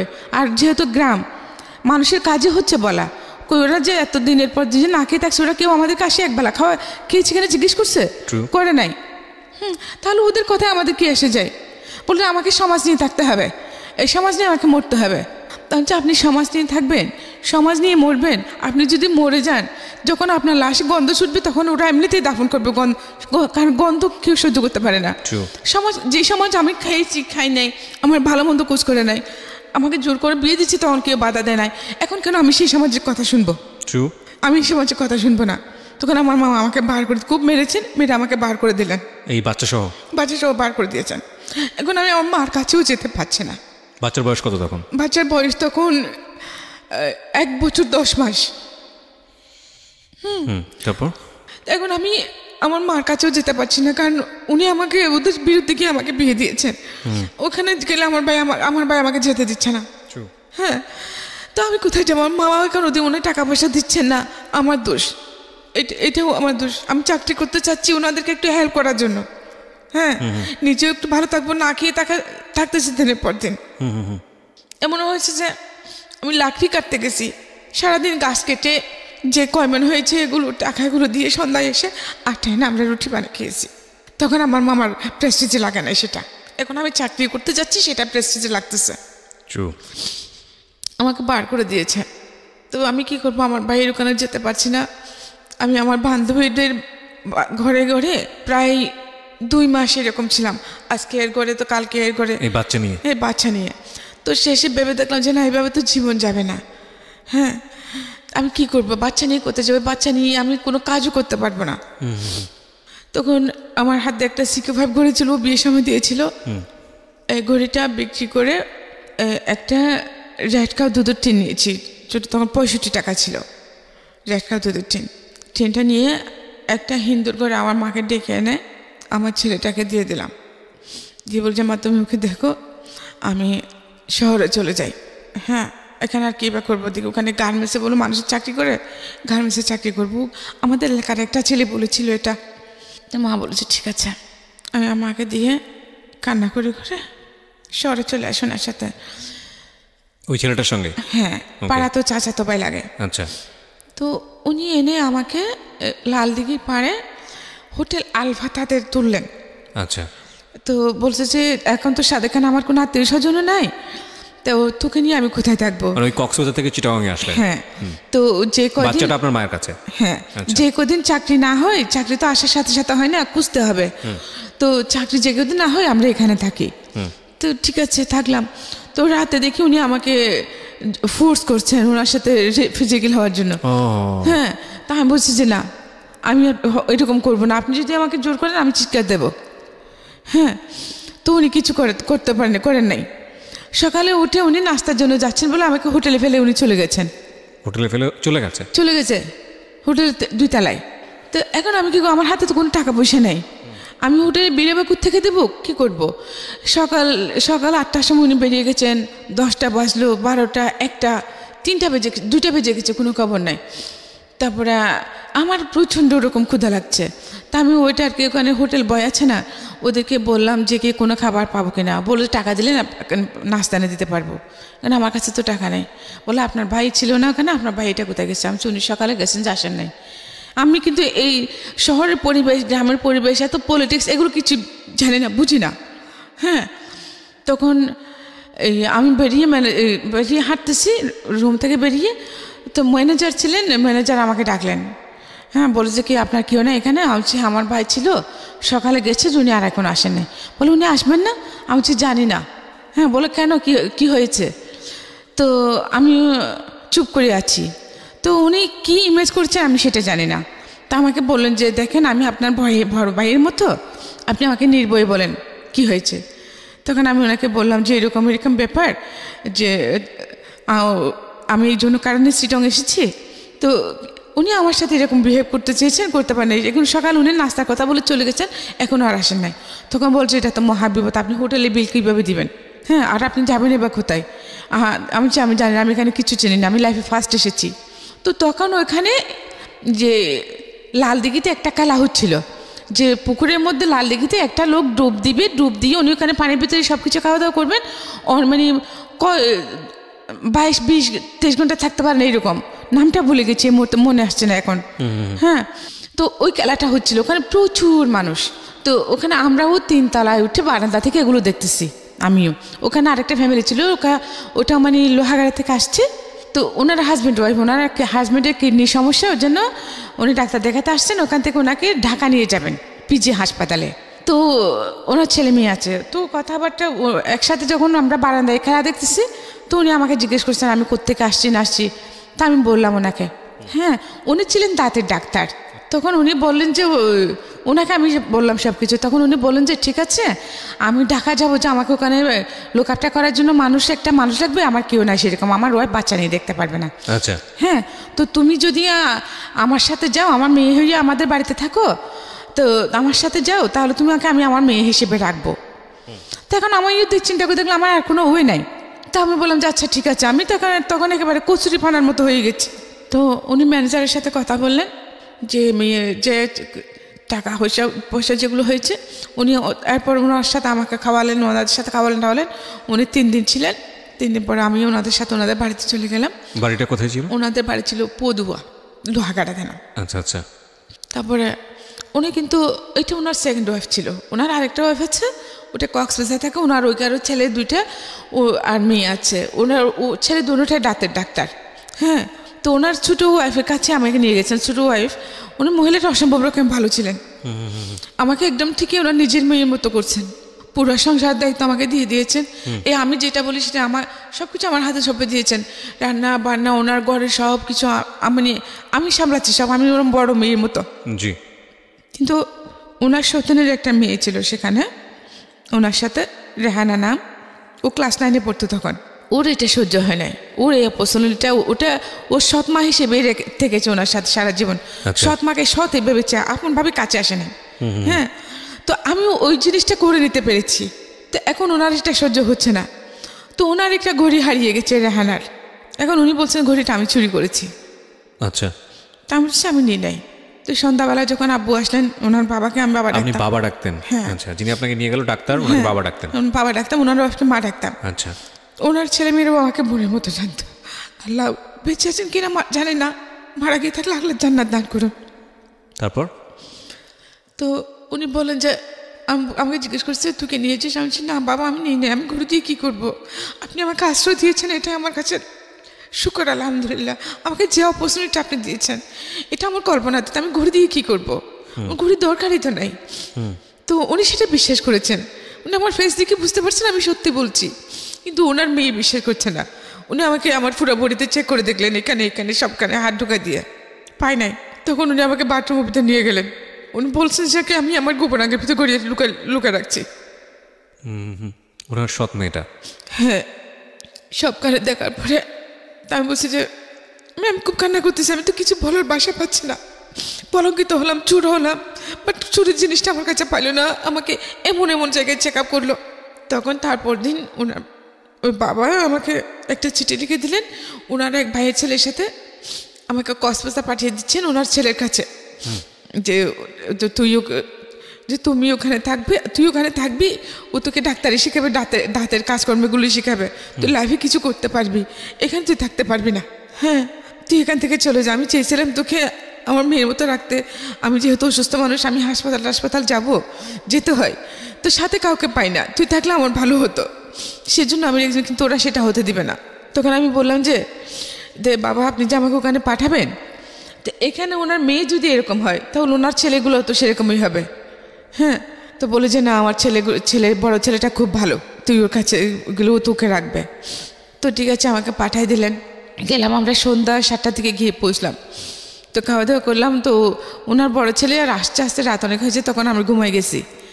হ্যাঁ, তারপরে সকালে উনি উঠে যখন ঘুম থেকে উঠছেন আমাকে ডাকছেন, আমি গেছি, তো চিঠি দিয়েছি। চিঠিতে উনি কী লিখে দিয়েছে সেটা কিন্তু আমি জানি না, হয়তো ওই কথা লিখেছেন। তারপর উনি বলেন যে আচ্ছা ঠিক আছে সমস্যা নাই, তুমি এখানে থাকো, আমি তোমাকে আমার চেম্বারে নিয়ে যাব, তুমি ওখানে ওগুলো শিখতে পারবা। তো ঠিক আছে, সকালে উনি আগে চলে গেছেন। তারপরে আমাকে মানে একটা লোক দিয়ে, ওনার ছোটো ভাই মনে হয় সেটা, আমাকে নিয়ে গেছেন। এরকম কয়েকদিন ছিলাম। এরপরে দেখি আরেকদিন আমি যখন ওনার চেম্বারে গেছি, ওখানে মানে কীভাবে দাঁত বানাবে এগুলো দেখতাম, গরম পানি দাও দিতাম, এটা করো ওইটা করো। উনি যখন চিকিৎসা করতেন তখন আমি ওনার সাথে থাকতাম, যে ওখানে যে যন্ত্রপাতিগুলো লাগতো ওগুলো ওনাকে যেতাম আর কি, এরকম করতাম। তারপরে দেখি হঠাৎ একদিন 11টার সময় ভাবি ওখানে উপস্থিত চেম্বারে।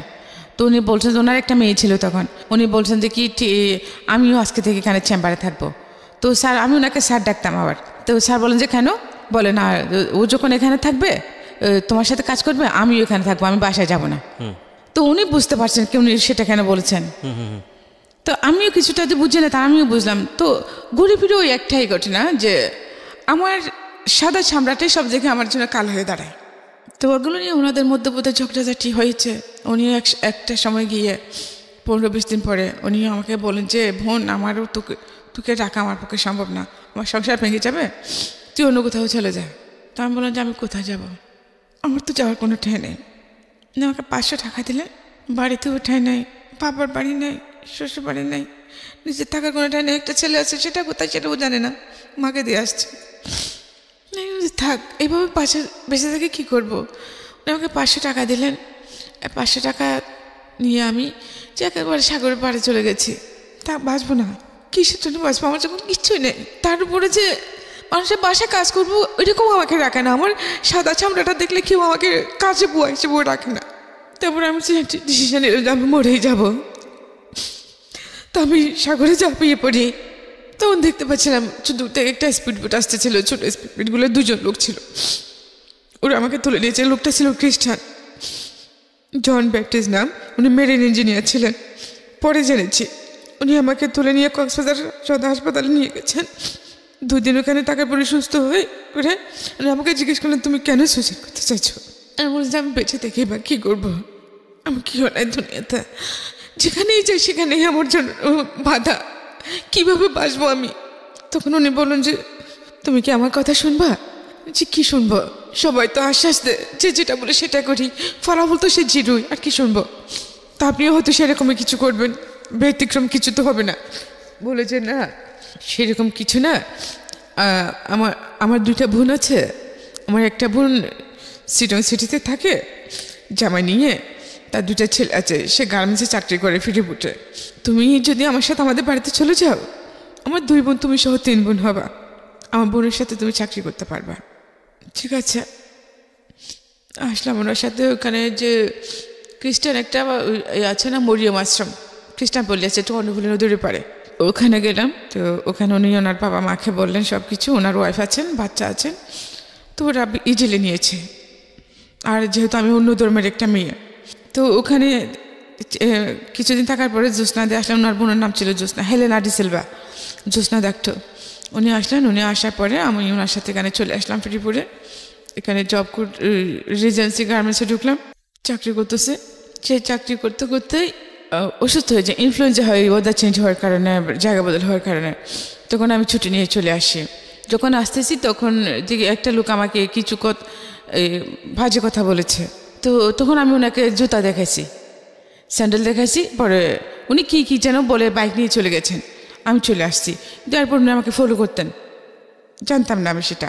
তো যখন আমি ওই যে আমার অসুস্থ হওয়ার কারণে যখন আমি ছুটি নিয়ে চলে আসছি, তখন দেখি কি আমাদের বাসা ছিল রেল লাইনের পাশে।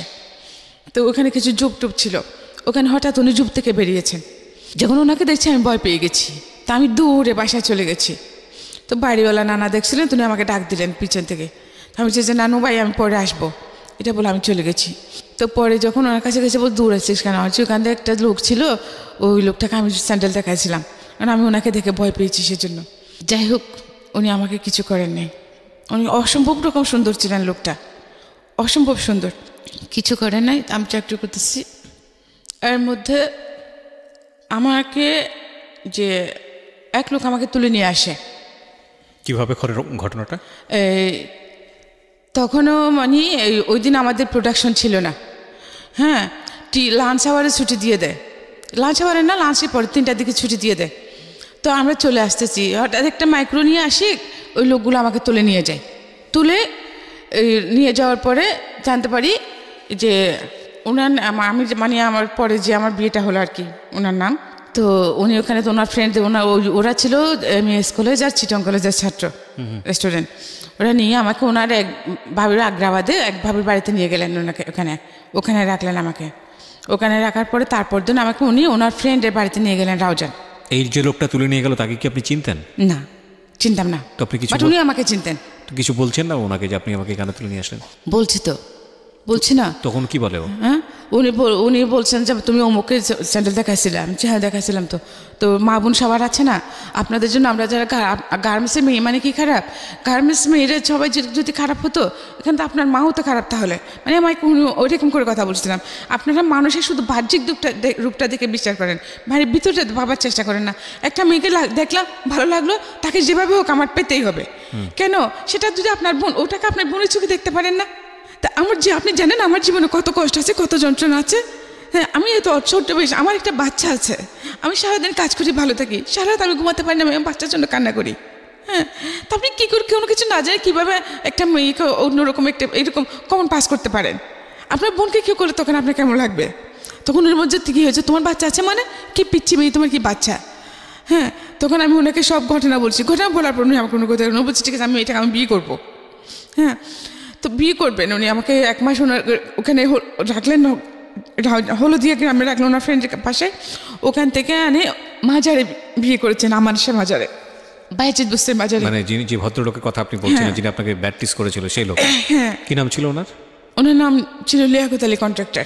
লিয়াকত আলী কন্ট্রাক্টর, ওকে। তারপর তো উনি পড়ালেখা বেশি করেন নাই, এসএসসি পাস করেন নাই, বাট লোকটা ভালো ছিল। উনি তো খারাপ হলো তো আমার ক্ষতি করতে পারতেন, কারো ক্ষতি করে আমাকে ছুড়ে ফেলে দিতে পারতেন, মেরে ফেলতে পারতেন। বিয়ে করলেন আপনাকে? ওকে।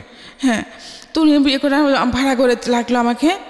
6 মাস পরে ওনাদের বাড়িতে নিয়ে গেল, ওনার মা এসে নিয়ে গেলেন। তখন ওদের বাড়িটা অনেক বড়। হ্যাঁ, কিন্তু ওদের যেরকম বড় বাড়ি, ওদের কালচার কিন্তু সেরকম না। কেউ পড়ালেখা করে না, কেউ শিক্ষিত না। হ্যাঁ, মানে চিটংয়ের স্থায়ী লোকদের, আদিবাসী চিটংদের যেরকম কালচার সেরকমই। আচ্ছা, বিহেভ টিহেভ কোনো কিছু ঠিক নেই। আচ্ছা ঠিক আছে, আমাকে নিয়ে গেছে, আমি থাকতেছি। পরে জানতে পারলাম যে দেখি কি যে আমার শাশুড়ি নাকি আমার হাজবেন্ডের জন্য 8টা কেস করেছেন। মানে মা হয়ে সন্তানের জন্য 8টা কেস? ও সব সম্পত্তি নিয়ে।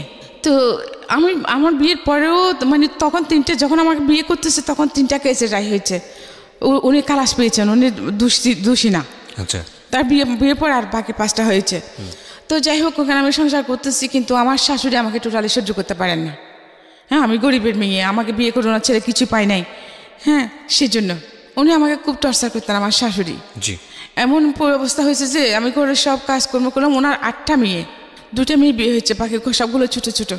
তো ওদের পায়খানা প্রস্রাব সব আমি পরিষ্কার করতাম, কাপড় মানে আমার বাচ্চার মতো আমি বড় করেছি ওদেরকে। ওরা কিন্তু আমার গায়ে হাত তুলতে দ্বিধা করে নাই। তো পরবর্তীতে দেখি কি যে এই অবস্থার মধ্যে আমার ছেলেটা হলো সেকেন্ড ছেলে, ওখানে বড় 93 নম্বরের 26 তারিখ আমার ছেলে হলো। ভালো ছিলাম, ছেলে যখন 2 বছর তখন উনি আরেকটা বিয়ে করলেন। মানে আপনি ওনার ফার্স্ট ওয়াইফ ছিলেন? জি। আচ্ছা। বিয়ে করছেন যে মানে এটা ওনার বড়ুয়া ছিল, ওনার ওই মহিলারও আগে বিয়ে হয়েছিল, আগে করে ওনার ছেলে আছে। তো উনি পড়ালেখা জানতেন না, এখানে মানে সবাই বলতে শুনেছি মহিলাটা ভালো ছিলেন না। তো ওই রকমের মধ্যে উনিও মানে ওনার কয়েকজন ফ্রেন্ড নিয়ে মেয়েটাকে এনেছে, তারপরে ওনার ভালো লেগে গেছে, ওনাকে বিয়ে না করে ওভাবে রেখে দিয়েছে। মানে আলটিমেটলি আপনার মতোই কিছুটা কেস। হ্যাঁ, তো ওনাকে বিয়ে করে বিয়ে না করে মানে ওখানে আরেক জায়গায় ভাড়া করে নিয়ে রেখে দিয়েছে, ওখানে ওনার একটা ছেলে হয়। তো সে 2 বছর এখানে ওরকম রাখার পরে ওনার মানে একেবারেই উনি ফকির হয়ে যান, কোনো কাজকর্ম করেন নাই, জমানো যা ছিল সব খেয়েছে সব। তারপরে বলতেছে মানে এখন আমি কি করবো? তো আমি বলছি ঠিক আছে, ভালো হোক বা খারাপ হোক তুমি তো আমার সব কিছু। তো আমি সেলাই কাজ করতাম, তখন আমার একটা সেলাই মেশিন ছিল, ওটা বিক্রি করে ওদের ওখানকার বাসা ভাড়াটা দিয়ে বাড়িতে চলে আসে। তারপরে আমার নতুন অধ্যায় শুরু হলো আমার লাইফে। আমি ভাবছিলাম কি, তা আমি ওর সাথে সতীনের মতো থাকবো না, আমি মানে বান্ধবীর মতো থাকবো, বোনের মতো থাকবো। তা আমি সারাদিন কাজকর্ম সব করতাম, ও কোনো কাজ করতাম না। ও সন্ধ্যাবেলা ওই আমার স্বামী আসলে যে ও কিন্তু প্রচুর ড্রিঙ্ক করতো, মানে আপনার হাজবেন্ড ড্রিঙ্ক করতো? প্রচুর ড্রিঙ্ক করতেন। তো ওকে বলতেন, আমি ওকে গালি দিয়েছি, এই করেছি সেই করেছি, পরে আসে উনি আমাকে মারতেন।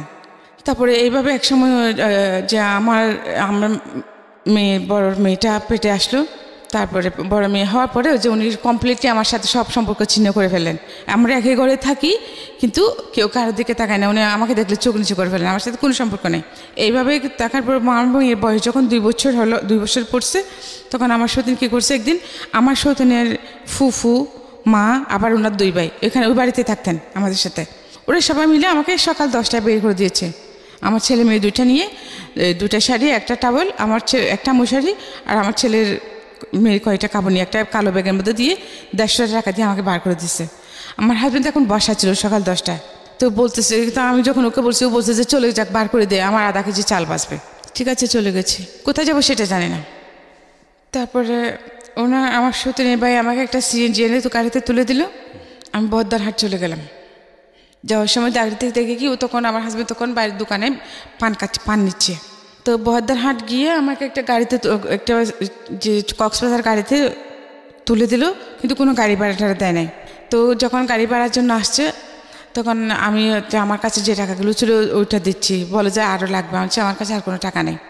সুপারভাইজারকে যখন এটা বলছি, তখন উনি বলছে যে আপনি যাবেন কোথায়, আপনার বাড়ি কোথায়? তখন আমি বাড়ির কথা বললাম, বাড়ির ঠিকানা বললাম, যে আপনি তো আমাদের এলাকার মেয়ে, ঠিক আছে আপনার বাড়ি। এর আগে কি আপনি বাড়ি যাননি? এই যে বাড়ি থেকে বের, এত বছরের মধ্যে 8 বছর হয়ে গেছে, এর মধ্যে এই 8 বছর পরে বাড়ি যাচ্ছে? হ্যাঁ, 8 বছরের মধ্যে আমাকে বাড়িতে যেতে দেয় না। মানে আপনার ছেলেটা তখন আপনার মায়ের কাছে কি অবস্থায় আছে আপনি জানেন না? জানে, কোনো খোঁজ খবর জানে না, বড় ছেলেটা। আর তখন আপনার এই ঘরে হচ্ছে কয় ছেলে মেয়ে? 2টা ছেলে মেয়ে। 2টা ছেলে মেয়ে। তখন আপনি নিজের সাথে, আপনার সাথে কি একটা মেয়ে শুধু? হ্যাঁ, না, আমার ছেলে আবার মেয়ে দুটোটাকে আমাকে দিয়ে দিছে। দুজনকে আপনাকে দিয়ে দিয়েছে? আমার মেয়ের বয়স তখন 2 বছরে পড়ছে আর কি। ছেলের বয়স 5 বছর, ছেলে 6 বছর, মেয়ে 2 বছর। আচ্ছা, তারপর এখন আমি চিন্তা করতেছি, এত বছর পরে আমি যে বাড়িতে যাব, কিন্তু কে আছে না কেউ জানি না, কিছু জানি না। তখন তো আমাকে বের করে দিয়েছিল, এখন আমাকে কীভাবে অ্যাকসেপ্ট করবে? হ্যাঁ, তো এটা চিন্তা করতে করতে কী করছি, আমি আমার মায়ের নানার বাড়িতে চলে গেছি। আমার মায়ের নানা বাড়িতে যাওয়ার পরে ওখানে সব বললাম যে আমি পরিচয় দেওয়ার পরে আমাকে চিনেছে আমার মামারা, আমার আম্মুর মামাতো ভাইয়ের বউ। তো আমি ওখানে থাকলাম। তো ওরা বলতেছে তুই কোথায় গেছিস, কোথায় হারিয়ে গেছিস, যে সবাই তোকে সব দিকে খুঁজছে, তোর মা তো পাগলের মতো হয়ে গেছে, হ্যাঁ, তোকে খুঁজতে খুঁজতে এমন কোনো জায়গা না তোর জন্য হাজিরা দেখে না, যে কী অবস্থায় আছে। কিন্তু এর মধ্যে গিয়ে খবর পাই কি, আমার নানা মারা গেছেন, আমার নানি মারা গেছেন, যারা আমাকে মা বাবার মতো বড় করেছেন। আমার মামা 2টাও মারা গেছেন। আমার মামাতো ভাই মারা গেছেন, আমার চাচা ছিলেন উনি মারা গেছেন, আমার 2টা ফুফু ছিল, 2 ফুফুই মারা গেছেন এই 8 বছরের মধ্যে। শুধু আমার মা ছিল।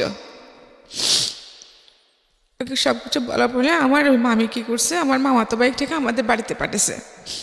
যে দেশের পরিস্থিতি কীরকম এখন সেটা তো জানি না।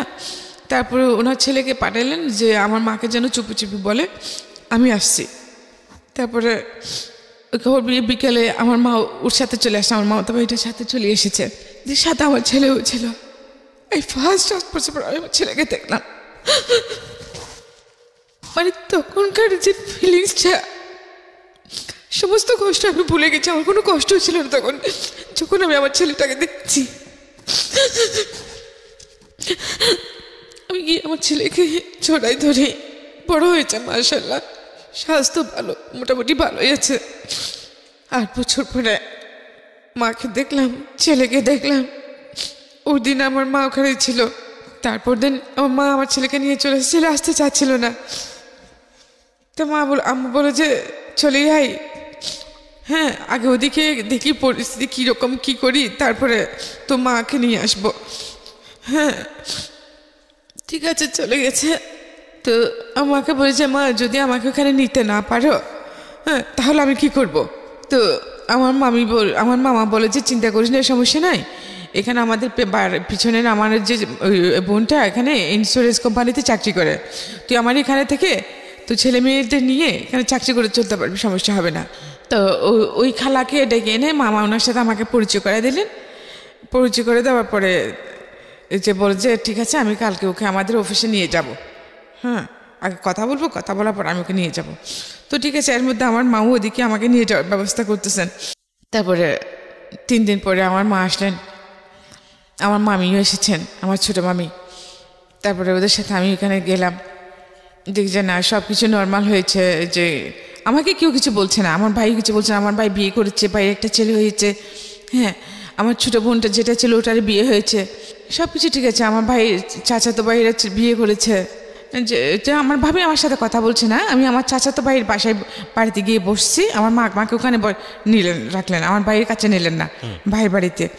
তারপর আমাকে বলছে যে আমার ভাবি তখন ছেলে খুলে নিয়ে নারকেল গাছের নিচে বসা ছিল। তা আমি গিয়ে ওনাকে সালাম করলাম, আমার মা পরিচয় করে দিল। হ্যাঁ উনি কিছু বললেন না। তো ঠিক আছে দেন ভাবি তো কথা বললেন না, থাকলাম ওখানে আছি আমার মায়ের সাথে।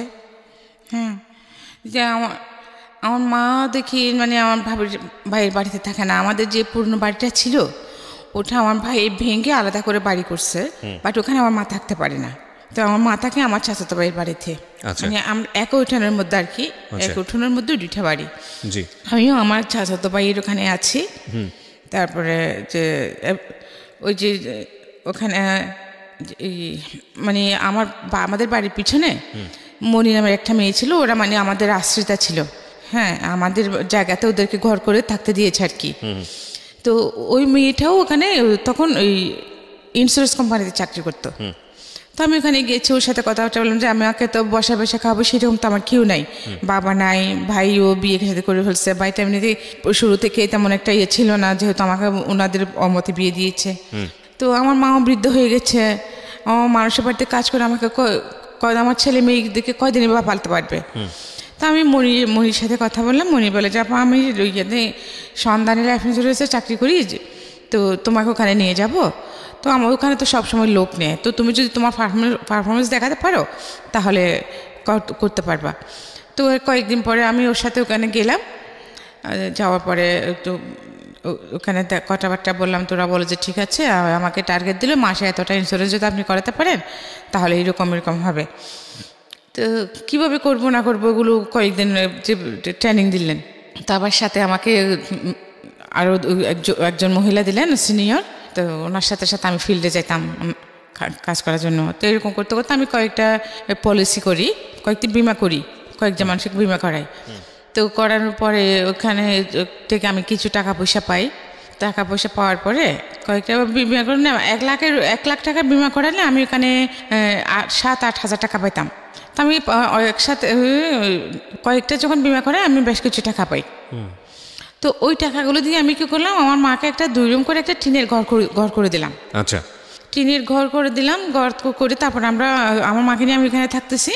থাকার পরে কিন্তু এখানে যে আমি একটু এমনিতে তো খুব সুন্দরী ছিলাম, তারপরে একটু যে স্টাইলিশ চলাফেরা করতাম। তো এটা কিন্তু তখনও পর্যন্ত আমাদের সমাজ অ্যাকসেপ্ট করতেছে না। এমনি সবাই যে আমাদের এলাকার ওইখানে কিন্তু ম্যাক্সিমাম মানুষ শিক্ষিত, পড়ালেখা করে, সবাই খুবই কিন্তু মোটামুটি যে স্টাইলিশ চলাফেরা করে, বাট আমারটা অ্যাকসেপ্টেবল না, যেহেতু আমি গরিবের মেয়ে। তারপরে ওখানে সবাই বলতেছে যে আমার মামাতো ভাইরা, আমার ভাইরা, চাচাতো ভাইরা, যে তুমি এখানে আসলে থাকতে পারবে না, তুমি একটা কাজ করো, তুমি সিটিতেই চলে যাও। তো পরে বলবেন যে আচ্ছা ঠিক আছে। তখন আমি কী করলাম যে আমার মাকে তো ঘর একটা করে দিয়েছি, তো আমি কিছু টাকা পয়সা জমিয়ে ওগুলো নিয়ে তা আমি সিটিতে চলে আসি। আসলে আমি সিটিতে আসার পিছনে আরেকটা কারণ ছিল, আমি সিটিতে আসতাম না। হ্যাঁ, সবচেয়ে বড় কারণ যেটা ছিল সেটা হচ্ছে কি, আমি এরকম এই যে ইন্স্যুরেন্সের কাজ করি, একটা পলিসি আনতে গিয়ে এক জায়গায় একটা রাতে মানে আমাদের ব্রাঞ্চ ম্যানেজারের সাথে গিয়েছিলাম। তো ওখানে যে জায়গায় আমাকে নিয়ে গিয়েছিল, ওখানে আমাদের 2জন ব্রাঞ্চ ম্যানেজার ছিলেন। হ্যাঁ, তো ওর সাথে আমিও ছিলাম, আমাকে নিয়ে গেছিলো, পলিসিটা আমারই ছিল। তো ওই রাতে আমি ওখানে রেফট হই। কি বলেন? হ্যাঁ, ওদের এলাকাটা ওদেরই ছিল। তো যে কারণে আমি এটা আমাদের ওখানে প্রেসিডেন্টকে বিচার দিয়েছি, কিন্তু কিছুই হয় নাই। আচ্ছা, কোনো কেস কাচারি করেনি, মামলা করেনি? না। তো এখন মামলা তো করবো যে আমার যেহেতু বাচ্চা কাচ্চা আছে, আমার ওখানে এমনিতে ওখানে পরিস্থিতি তো সেরকম ছিল না, তখন আরো বেশি খারাপ হয়ে যাবে।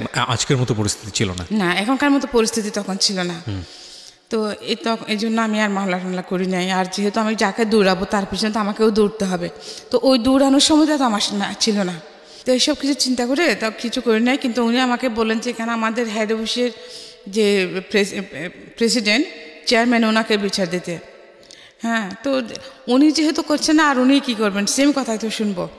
সেই জন্যে আমি ওখানকার চাকরি ছেড়ে সিটিতে চলে আসি। টাকা পয়সা যা ছিল আমার মাকে একটা ঘর বেঁধে দিলাম, বাচ্চাদের জন্য দিয়ে কিছু, বাকি কিছু নিয়ে আমি এখানে চলে আসলাম। তো এখানে আসলাম, এখানে একটা সেলাইয়ের উপর কোর্স, গার্মেন্টসের আইটেমের উপরে একটা কোর্স করলাম, যে AFRLs-এর মধ্যে। তারপরে চাকরি করবো আর কি। কোর্সটা শেষ হল 3 মাসের কোর্স। তো উনি বললেন যে আপনি এখানে কোর্সটা শেষ করলে আমরা আপনাকে ভালো জব দিব গার্মেন্টসে, যেহেতু আমার পড়ালেখাও তেমন নেই। তো ঠিক আছে, করতেছি। তো ওইখান থেকে আবার বাড়ি যাওয়ার পথে এক ভদ্রলোকের সাথে আমার পরিচয় হয়। ওনারাও তখন কক্সবাজার যাচ্ছিলেন। তো মানে আমি টিকিট নিতে গেছি, তো এখন মহিলা বলে ওরা আমার কথা শুনতেছে না, মানে ছেলেদেরকে পুরুষদেরকে সব আগে দিচ্ছে। ওনারা 4 জন ছিলেন। তখন আমি বললাম যে ভাইয়া আমাকে একটা টিকিট নিয়ে দেন, আমি অনেক যাবো দাঁড়িয়ে আছি, বাট উনি আমার কথা শুনতেছেন না, বদ্দারহাট। তারপরে উনি আমাকে ওই টিকিট নিয়ে দিলেন, এবং ওনারা 4 জনের জন্য সার্সিট নিয়েছেন, আর পিছনের সিটটা আমার জন্য নিয়েছেন। তো কী করছেন, এখন আমার পাশে আরেকটা লোক বসছে, তো আমি এখানে। তো শেষ আমি ওনাকে বললাম, উনি ওটা বুঝতে পারছেন যে আমি আনইজি ফিল করছিলাম। তো উনি বললেন যে আপনি যদি আনইজি ফিল করেন আমি কি ওদিকে আসবো? তা আমি বলছি যে হ্যাঁ আসেন। ওনার সাথে কথাবার্তা বলে একটু পরিচয় হয়েছে ওনাদের সাথে। তো আমি বলছি ঠিক আছে আপনি আসেন। তখন ওই ভদ্রলোকে তুলে দিয়ে উনি আসি বসতেন ওখানে। তো ওনার সাথে পরিচয় দেওয়া, তারপরে মাঝখানে গাড়ি বিরতি নিল, ওখানে খাইতে নামলাম আমরা। ওনারা বলেন মানে আমি শুদ্ধ খাবো। নেমেছি, কিন্তু যে রেস্টুরেন্টে আমরা খেতে ঢুকেছি ওখানে আমার বড় আপার দেবর ছিল একটা। আচ্ছা। তো উনি আমাকে যখন দেখছেন, তো উনি খেয়ে উঠেছেন, আমাকে দেখার সাথে সাথে উনি অর্ডার দিয়ে দিয়েছেন আমার জন্য। তখন আমি আর ওদের সাথে খাই নাই, ওখানে খাইলাম। তো ওনারা যখন ফ্রেশ হয়ে আসলেন, তো আপনি খেতে বসছেন, আমি হ্যাঁ, আমি পরিচয় করে দিলাম। বুঝে আচ্ছা ঠিক আছে। তো উনি আমাকে আমার চিটংয়ে আমি যেখানে শিখি ওখানকার অ্যাড্রেস নিয়ে নিয়েছেন। আমি অ্যাড্রেস দিয়েছি, উনি বলছেন আমরা 4 দিন থাকবো ওখানে, 4 দিন পরে চলে আসবো। কি শেখা ওটা? এই যে গার্মেন্টসের উপরে মানে সেলাই কোর্স, গার্মেন্টসের আইটেমগুলোর উপরে। আচ্ছা আচ্ছা। প্যান্ট এগুলো। মানে এতদিন ছিলেন হলো বীমা কোম্পানিতে, এখন চলে যাচ্ছেন গার্মেন্টসে। হ্যাঁ, মানে এই ঘটনার পরে। জি। তা বাট ওই জিনিসটা আমাকে খুব করে খাইতো সারাক্ষণ, যে সেই ছোটোবেলা থেকে শুধু আমার এই যে আমার স্কিনটার জন্য আমি সব প্রতি মুহূর্তে বাধাগ্রস্ত হয়েছি। আমার প্রতি আমার একটা ঘৃণা এসে গেছে, ইভেন পুরুষ জাতটার প্রতি আমার টোটালি ঘৃণা এসে গেছে। হ্যাঁ, আমি পুরুষদেরকে টোটালি সহ্য করতে পারতাম না। যেখানে এরপর থেকে আমি এমনই ক্রেজি হয়ে গেছিলাম যে কোনো ছেলে আমাকে রাস্তাঘাটে কিছু হলে চিজ করলে আমি পারি বা না পারি, আমি ওদেরকে মারামারি করতে নামে যেতাম। আমি এরকম হয়ে গেছিলাম, মেরেছি, অনেক মারামারি করেছি, ইভেন আমার মেয়েগুলোকে যে আমি এত বড় করেছি এলাকার মধ্যে, আমি যেখানে আছি সেখানে আজকে 20 বছর চলতেছে। আমি একা একজন সিঙ্গেল মাদার হিসেবে বড় হচ্ছে না বাচ্চাদেরকে। আজ পর্যন্ত আল্লাহর রহমতে কেউ কিছু আমার মেয়েদের দিকে চোখ তুলে তাকাতে পারেনি। বিকজ আপনার অভিজ্ঞতা আছে, আপনি এই ধরনের ঘটনা ফেস করেছেন, আপনি জানেন যে আমি ওদেরকে, আমি চাই না আমার মেয়েদেরকে এই ধরনের কোনো কিছু ফেস করতে হোক।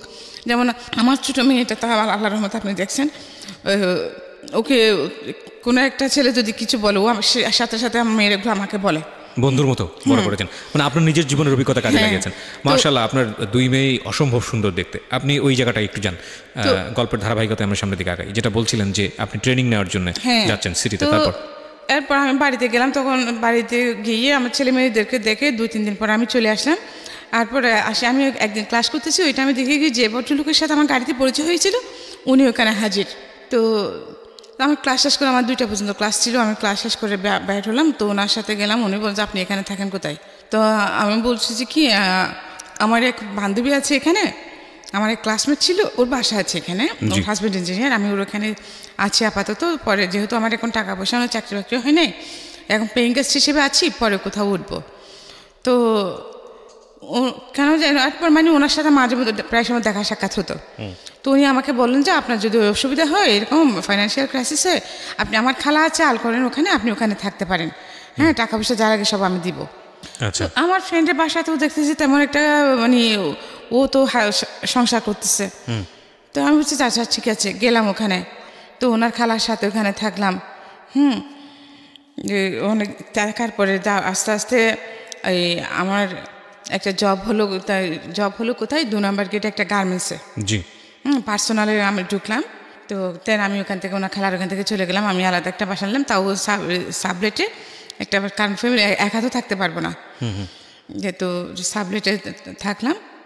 তো আমার বাচ্চারা কিন্তু গ্রামেই ছিল। তো এই লোক কিন্তু আস্তে আস্তে আমার প্রতি দুর্বল হয়ে গেছেন, কিন্তু আমি ওনাকে টোটালি পাত্তা দিতাম না, বা এই ধরনের কোনো আলাপে ওনার সাথে হতো না। হ্যাঁ, জাস্ট দেখা সাক্ষাৎ হলে কেমন আছেন, ভালো আছি, কী করতেছেন, এইটুকুই।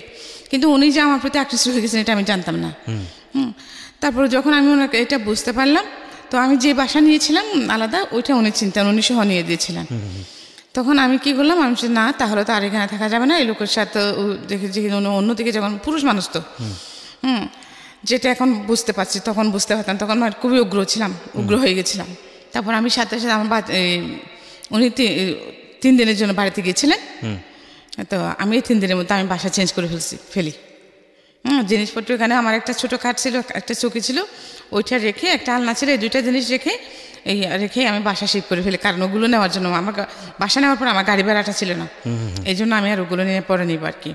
তারপর উনি যখন আসছেন ওখানে গেছেন, ওখানে আমাকে পান্না ওদেরকে জিজ্ঞেস করছেন, আমি একটা খ্রিস্টান ফ্যামিলির সাথে ছিলাম। আচ্ছা।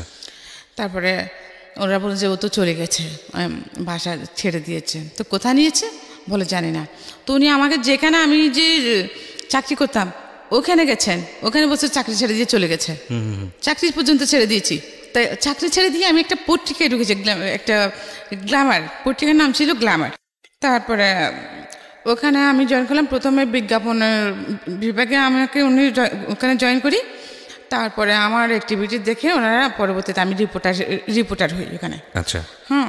রিপোর্টার হওয়ার পরে আমি কাজকর্ম ভালোই করতেছি, আমি সব আল্লাহর রহমতে সব দিকে খুবই সম্মান পাচ্ছি। তারপরে উনি যে ভদ্রলোকের সাথে আমি পরিচয়, যার কারণে আমি সব কিছু ছেড়ে দিয়ে এরকম একবারে একা হয়ে গেছি। তো আমি এরপরে বাসা চেঞ্জ করে ওখানে আমার ছেলে মেয়েদেরকে নিয়ে আসছি, আমার ছেলে মেয়েগুলোকে নিয়ে আসছি।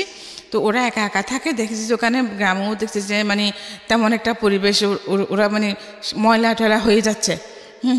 তো আমি ওটা মানতে পারতাম না, আমি টাকা পয়সা সব দিচ্ছি, ঠিক আছে, তো তাহলে কেন আমার বাচ্চাগুলোর যত্ন হবে না, এটা আমি মানতে পারছিলাম না। আমি আমার ছেলেদের এখানে নিয়ে আসি, আর বড় ছেলে বড়টাকে ওর বাবার কাছে দিয়ে দিই, পড়ালেখা হচ্ছে না দেখে, যে ওর বাবা, তখন ওর বাবা বেঁচে ছিল, ওর বাবা যখন আমি আসেছি শুনছে উনি গেছেন।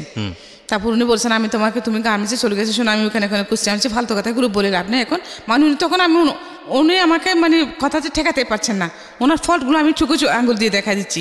তখন উনি আমাকে বলেন যে তুমি তো এখন একেবারে ম্যাজিস্ট্রেট হয়ে গেছো।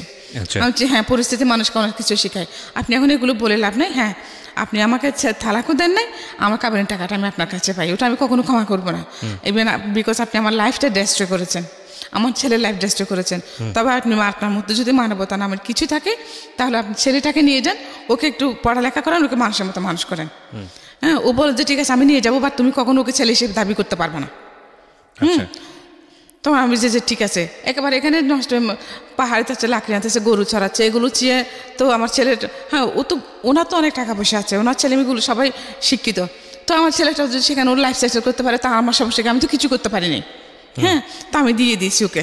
তোর বাবুকে নিয়ে মাদ্রাসায় ভর্তি করা দিয়েছে, পড়ালেখা করতেছে, আমি এদেরকে নিয়ে সিটিতে চলে আসলাম। তারপরে এরপরে আমি 3-4 মাস পরে বাড়িতে গেছি। বাড়িতে যাওয়ার পরে শুনতেছি যে কি আমার বোনের কাছ থেকে যে এরকম একটা লোক আমাকে খুঁজতে গেছে, উনি আমার বাড়ির ঠিকানা কিছু জানতেন না, শুধু মানে আমার কাছে শুনছিলাম, আমার গ্রামের নামটা শুনেছিলেন উনি। আচ্ছা, হ্যাঁ, তো উনি আমার ফিজিক্যালি বর্ণনা দিয়ে 3 দিন খুঁজছেন আমাদের পুরো এলাকাতে। আচ্ছা, 3 দিন খোঁজার পরে আমার বাড়ির ঠিকানা পেয়েছে। হ্যাঁ, তারপরে আমার আপর থেকে আমার অফিসের ঠিকানা নিয়েছে, আমি নতুন যে ওখানে পত্রিকা কাজ করি ওখানকার ঠিকানা নিয়েছে। ওইতে ওখানে উনি চিঠিতে এসে ওখানে আমার অফিসে গেছেন। উনি যখন সিটিতে আসছেন তখন কিন্তু আমি বাড়িতে গেছি। আচ্ছা, বাচ্চাদেরকে রেখে আসতে গেছি। এখানে কি একটা আমার কোথাও একটা দূরের একটা প্রোগ্রাম ছিল আমার পত্রিকার কাজে, তো আমি একা ওদেরকে সিকিউর ফিল করছিলাম না, সেজন্য বাড়িতে রেখে আসতে গেছি আমার মার কাছে, আবার নিয়ে আসবো। তারপরে তখন শুনছি আর কি, তারপরে উনি অফিস থেকে আমার বাসার ঠিকানা নিয়েছেন। বাসায় এসে খুঁজে গেছেন। আমি যখন বাসায় এসেছি জমিদার খালা আমাকে বললেন, বাড়ি খালা আমাকে বললেন যে তোকে এরকম একটা লোক খুঁজতে আসছিল, তুই চিনিস নাকি? আমি হচ্ছে হ্যাঁ এইরকম নাম, একজন লোককে চিনতাম, আবার ওনার সাথে আমার তেমন কোনো একটা ইয়ে নেই, আবার আসলে আমি নাই বলি। আচ্ছা, তারপরে কয়েকদিন পরে আমি মানে অফিস থেকে যাচ্ছি, ওই সময় উনি দেখি আমার বাসার গলি থেকে বেরোচ্ছেন। আচ্ছা, তো সামনাসামনি দেখা হয়ে গেছে, এখন আর আমি এড়িয়ে যেতে পারি নাই। এরপর থেকে এইভাবে মধ্যে মানে 6 মাস চলে গেছে। এই লোকটা যেন কোন লোক? ওই যে আপনার সঙ্গে পরিচয় হয়েছিল, বাসে যে পরিচয় হলো, হ্যাঁ উনি টিকিট কেটে দিল যে লোক, হ্যাঁ টিকিট কাটলো যে, হ্যাঁ উনি ভদ্রলোক, শিক্ষিত ছিলেন, হ্যাঁ ভালো ছিলেন, কিন্তু ওনাকে কিন্তু আমি ছাড়াতে পারিনি। তো এরপরে আমার বাচ্চাদেরকেও যখন উনি দেখি যখন ঠিক আমার বাচ্চাদের জন্য উনি খুব বেশি ছিলেন। হ্যাঁ, তো শেষে আমিও ওনার প্রতি দুর্বল হয়ে যাই, ওনাকে অনেক অপমান করছি আমি। তো আমার লাইফে ফার্স্ট আমি ভালোবাসা জিনিসটা কি অনুভব করলাম, যে আগে আমি প্রেম ভালোবাসা এগুলো কিছু বুঝতাম না। এতগুলো ঘটনা ঘটে যাওয়ার পর আমার ওদের কোনো ফিলিংসই ছিল না, মানে 3টা বাচ্চার মা হওয়ার পরে গিয়ে ফার্স্ট অনুভব করলাম। হ্যাঁ, ফার্স্ট আমি বুঝতে পারলাম ভালোবাসা, পৃথিবীতে ভালোবাসা আছে, ইভেন আমিও ভালোবাসতে পারি। হ্যাঁ, আমার এত কিছু জানার পরে কি আমাকে ভালোবাসতে পারে। তো উনি যখন আমার সাথে লাইফ স্টে করতে চাইলেন, উনি তো আমার সব কিছু দেখছেন, আমি সব কিছু বলেছি। হ্যাঁ, ইভেন আমি আমার রেফ হয়েছে যে ওটাও বলেছি, লোকাই না কিছু, যে তুমি যদি আমার সাথে লাইফ লিড করতে চাও। ইভেন আমারও তখন দরকার ছিল, আমি জড়াতাম না ওনার সাথে, যে যেদিকেই যাচ্ছি কিন্তু আমি বাসাতে যেখানে থাকি এখানেও আশেপাশে মানে সবসময় আমি একটা প্রেশারের মধ্যে থাকি। ওই যে শুধু আমার একজন পুরুষ লোক নাই বলে, সাইনবোর্ডটা নাই বলে, হ্যাঁ সিঙ্গেল মাদার আমি, এই কারণে আমি সবসময় একটা প্রেশারের মধ্যে থাকতাম। তো শেষে সব কিছু ইয়ে করে তো বছর 1.5 পরে আমি এগ্রি হলাম ওনার সাথে লাইফ স্টে করতে। হ্যাঁ, তারপরে তখন উনি কিন্তু সম্পূর্ণ বেকার ছিলেন। হ্যাঁ, উনি কি নাম ছিল ভদ্রলোকের? আমি কি নামটা বলতে চাচ্ছেন না? নামটা হ্যাঁ বলতে ঠিক আছে, সমস্যা নেই। হ্যাঁ, তারপরে কিন্তু থাকতেছি যে ওনার টাকা পয়সা ছিল না, তখন উনি বেকার ছিলেন, আমি জব করতেছি, সব কিছু আমি করতাম। তো যে 1-1.5 বছর যে লোকটাকে আমি প্রতি মুহূর্তে অপমান করেছি, হ্যাঁ মানুষ একটা মুরগি থাকলে ওটার প্রতি মায়া বসে যায়, তো উনি কিন্তু সব কিছু নীরবে সহ্য করছেন। আচ্ছা, হ্যাঁ, তো কিন্তু অল টাইম আমার বাচ্চাদের সাথে নিয়ে থাকতেন উনি। বাচ্চারাও মেনে নিয়েছিলেন? হ্যাঁ, আমার বাচ্চাদেরকে মেনে নিয়ে থাকতেন, আমার বাচ্চাদেরকে সব কিছু জানতেন, আমাদের বাড়িতে গেছেন, সব দেখেছেন। হ্যাঁ, তো সব কিছু মেনে নিয়েই কিন্তু উনি আমার সাথে কন্টিনিউ হতে চাইলেন। তারপরেও আমি 1.5 বছর সময় নিয়েছি, পরে হ্যাঁ করলাম। তারপরে যে উনি আমাকে বললেন যে দেখো আমি ওনার টাকা নাই আনতেন, আমি ওনাকে টাকা দিলাম, 3,000 টাকা দিলাম যে আমাদের বিয়ে রেজিস্ট্রি করার জন্য। হ্যাঁ, উনি দেখি সে খরচ করে ফেললেন, কিন্তু বিয়েটা রেজিস্ট্রি করলেন না, বাট আমরা কিন্তু একসাথে থাকতেছি তখন। আচ্ছা, তো রেজিস্ট্রি করলেন কিন্তু বিয়ে করলেন না। রেজিস্ট্রি করলো না, বিয়েটা রেজিস্ট্রি করে নাই, মানে বিয়ে করলো কিন্তু রেজিস্ট্রি করলো না, মানে জাস্ট কবুল বলাটা করলো ধর্মীয় বিধান অনুসারে, কিন্তু রেজিস্ট্রিটা করলো, রেজিস্ট্রিটা করে নাই। আমি ওর জন্য ওকে 3 বার টাকা দিয়েছি, হ্যাঁ, কিন্তু ও সেটা করে নাই।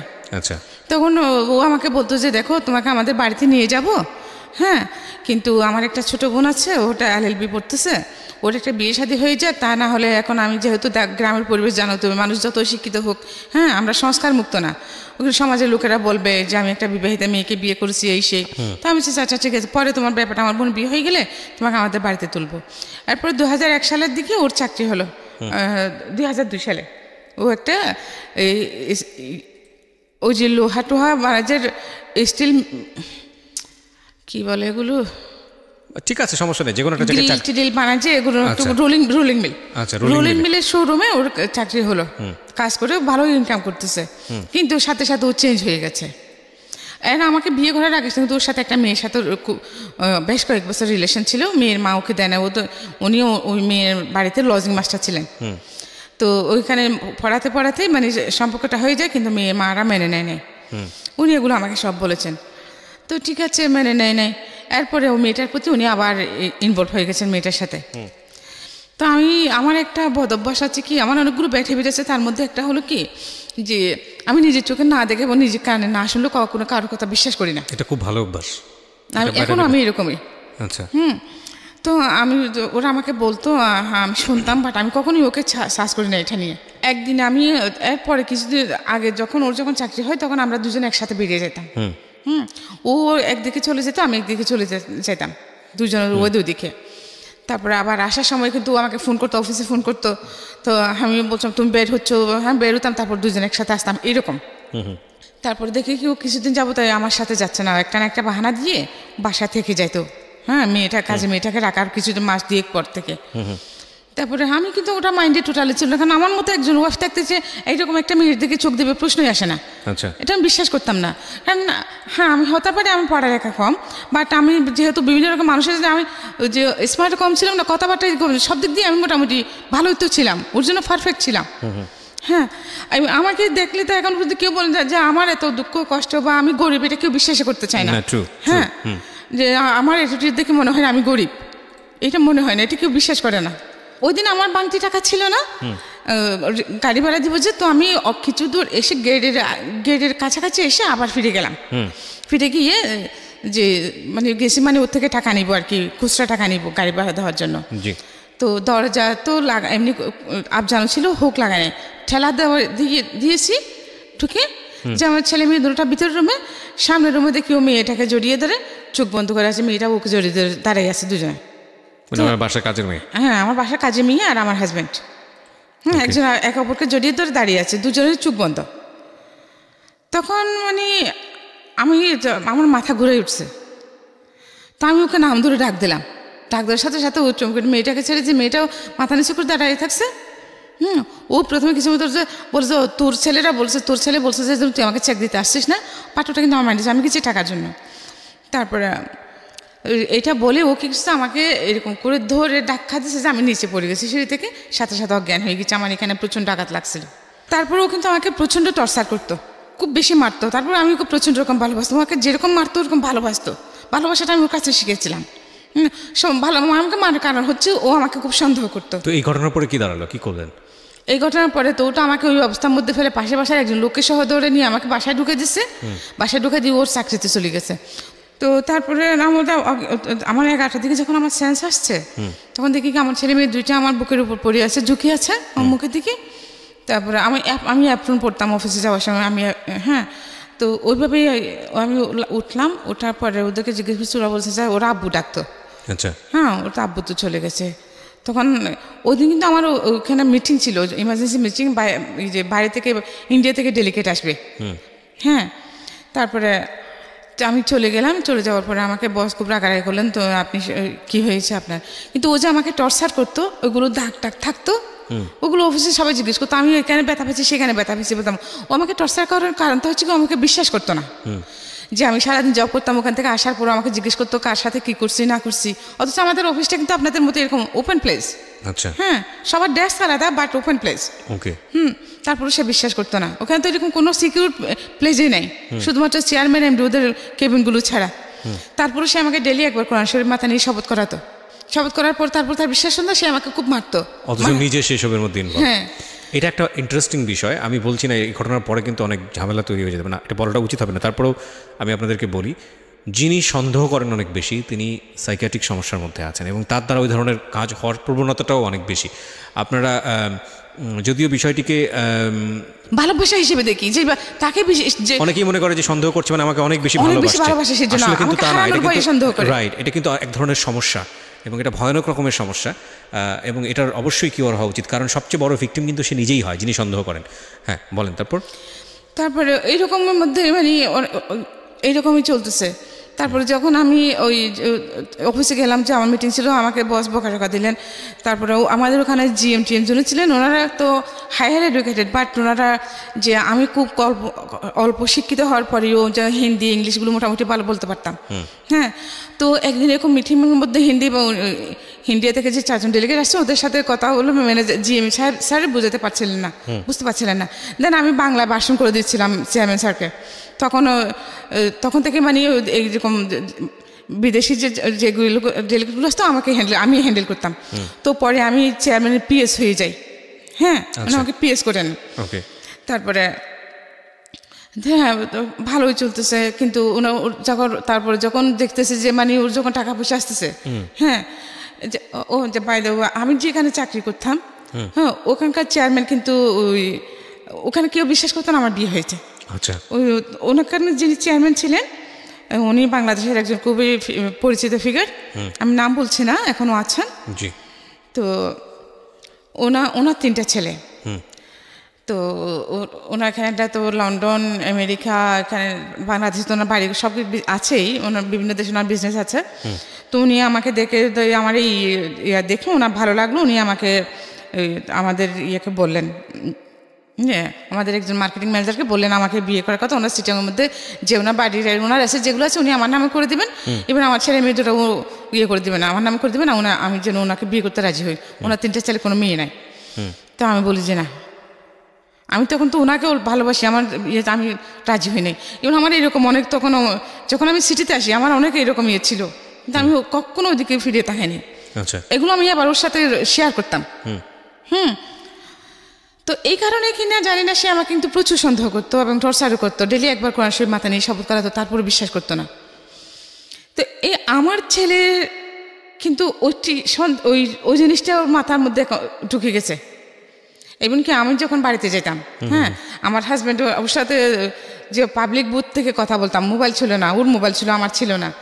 পাবলিক বুথে গিয়ে ওর সাথে কথা বলতাম, বা ফোন বাসায় নিয়ে যেত, মোবাইল বাসায় নিয়ে যেত, এইরকম। হ্যাঁ, তো ও আমার সাথে বাড়িতে কথা বলতেছে, এখানে আশেপাশে আমাদের আশেপাশে যে ভাড়াটিয়ার আছে, আশেপাশে ভাবিদেরকে বলতেছে কি দেখানো, ওরা যখন আমাকে মারতো সবাই বলতো না যে কেন এরকম করেন আপনি সবসময় ডেলি। হ্যাঁ, তো বলতো যে আমার চরিত্র খারাপ। হ্যাঁ, তখন উনি কি ও করতে আমার সাথে বাড়িতে গেলে আমার সাথে ফোনে কথা বলতো, এদিকে আশেপাশে ওদেরকে বলতেছে কি দেখেন ও এখন অন্য পুরুষ নিয়ে হোটেলে রাত কাটাচ্ছে। আমি তো যাচ্ছি, ওদেরকে বলে গেছি বাড়িতে যাচ্ছি, ভাবি কোথায় যাচ্ছেন, ভাই বাড়িতে যাচ্ছি, একটু আমার বাসার দিকে খেয়াল রাখেন। হ্যাঁ, কিন্তু ওইরকম বলতো। এখন আমি জানতাম না, পরে একদিন এক পাশের বাসার ভাবি আমাকে বললো যে দেখি ভাবি আপনি এরকম জানতাম না। হ্যাঁ, উনি এত সুন্দর, এত ভালো রকম একজন মানুষ, উনি কেন উনি তো নাকি আপনাকে এই কারণে মারেন।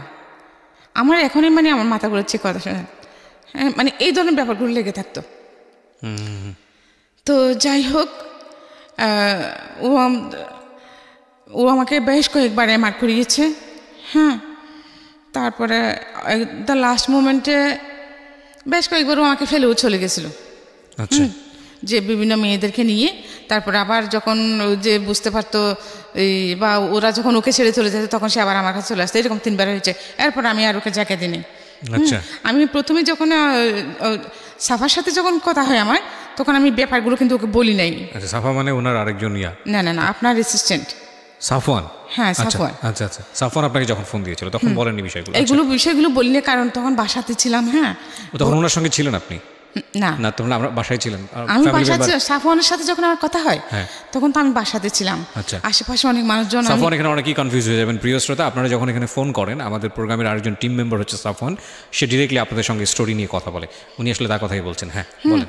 তো আমি ওনাকে ব্যাপারগুলো বলি নাই শর্টকাট মধ্যে। হ্যাঁ আচ্ছা, তো এর জন্য একটা গ্যাপ থেকে যেতে পারে বা ভুল বোঝাবুঝি। ঠিক আছে, সমস্যা নাই, বলুন। তারপরে ও কিন্তু বাচ্চা নিতে চাইতো না। আমাকে আশেপাশে সবাই বলতো যে ভাবি একটা বাচ্চা নেন, তা না হলে একটু যে কোনো সময় আপনাকে ছেড়ে চলে যাবে, এই যে এরকম করতেছে। কিন্তু যতবারই আমি কনসেপ্ট করতাম ও আমাকে এমআর করে ফেলতো। হ্যাঁ, তারপরে এট দ্য লাস্ট মোমেন্টে আমার মেয়েটা, আমি যখন কনসেপ্ট করি আমার মেয়েটা হয়, তখন তখন ও আগে যে ওর ইয়ে ছিল, লাভার ছিল মেয়েটা, ওর সাথে আবার ওর সাথে ইয়ে হয়েছে, অ্যাড হয়েছে। হ্যাঁ, তখনও চেয়েছিল আমাকে, অনেক ওষুধপত্র খাওয়াছিল ওইটা নষ্ট হয়ে যাওয়ার জন্য, কিন্তু আল্লাহর কি হুকুম হয় নাই। তারপর যখন আমি 5 মাসে প্রেগনেন্ট, তখন সে আবার আমাকে ফেলে চলে যায় ওই মেয়েটার কারণেই। ওই মেয়ের ভাই, ওরা যখন ও কী করছে, ওই মেয়ের গার্ডিয়ানরা কী করছে, ও ওদেরকে বলছে যে বিয়ে করে নাই। হ্যাঁ, তো আমি যখন আমি খবর পাচ্ছি, তখন আমি ওদের বাড়িতে ফোন করছি। আচ্ছা, মেয়ের বাড়িতে। তখন ও মেয়ে বিশ্বাস করে না আমার কথা, বলছে উনি যদি তোমার হাজব্যান্ড হয় তাহলে তুমি ওনাকে নিয়ে আমার বাড়িতে আসো। আচ্ছা, আমি কেন তোমার বাড়িতে আসবো? তোমার যদি প্রয়োজন হয় তুমি নিজে এসে জাস্টিফাই করে যাও, তোমার প্যারেন্টসদেরকে নিয়ে এসে তুমি জাজ করো, আমার কি দরকার পড়ছে, আমার কি টাকা পড়ছে? তো তখন ও আমাকে বলছে যে কি তুমি, এটা তোমার ব্যর্থতা, তুমি তোমার হাজব্যান্ডের সামনে রাখতে পারো না এসে। তখন ও আমাকে যেরকম বলছে আমি ওকে সেরকম রিপ্লাই দিয়েছি। যে পুরুষ মানুষ তো হচ্ছে ব্রহ্মণের জাত।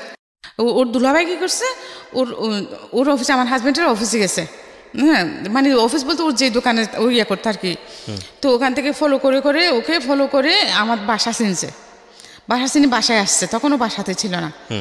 বাসায় আসার পরে উনি প্রথমে উনি আসছেন, তারপর ওনার ওয়াইফ, তারপর ওই যে মেয়ে সহ, মেয়ের বড় ভাই, মেয়ের মা, হ্যাঁ, মেয়ের বোন, সবাইকে নিয়ে আসছে। আচ্ছা, দুইবার আসছে। এখন দ্বিতীয়বারের মধ্যে কি করছে,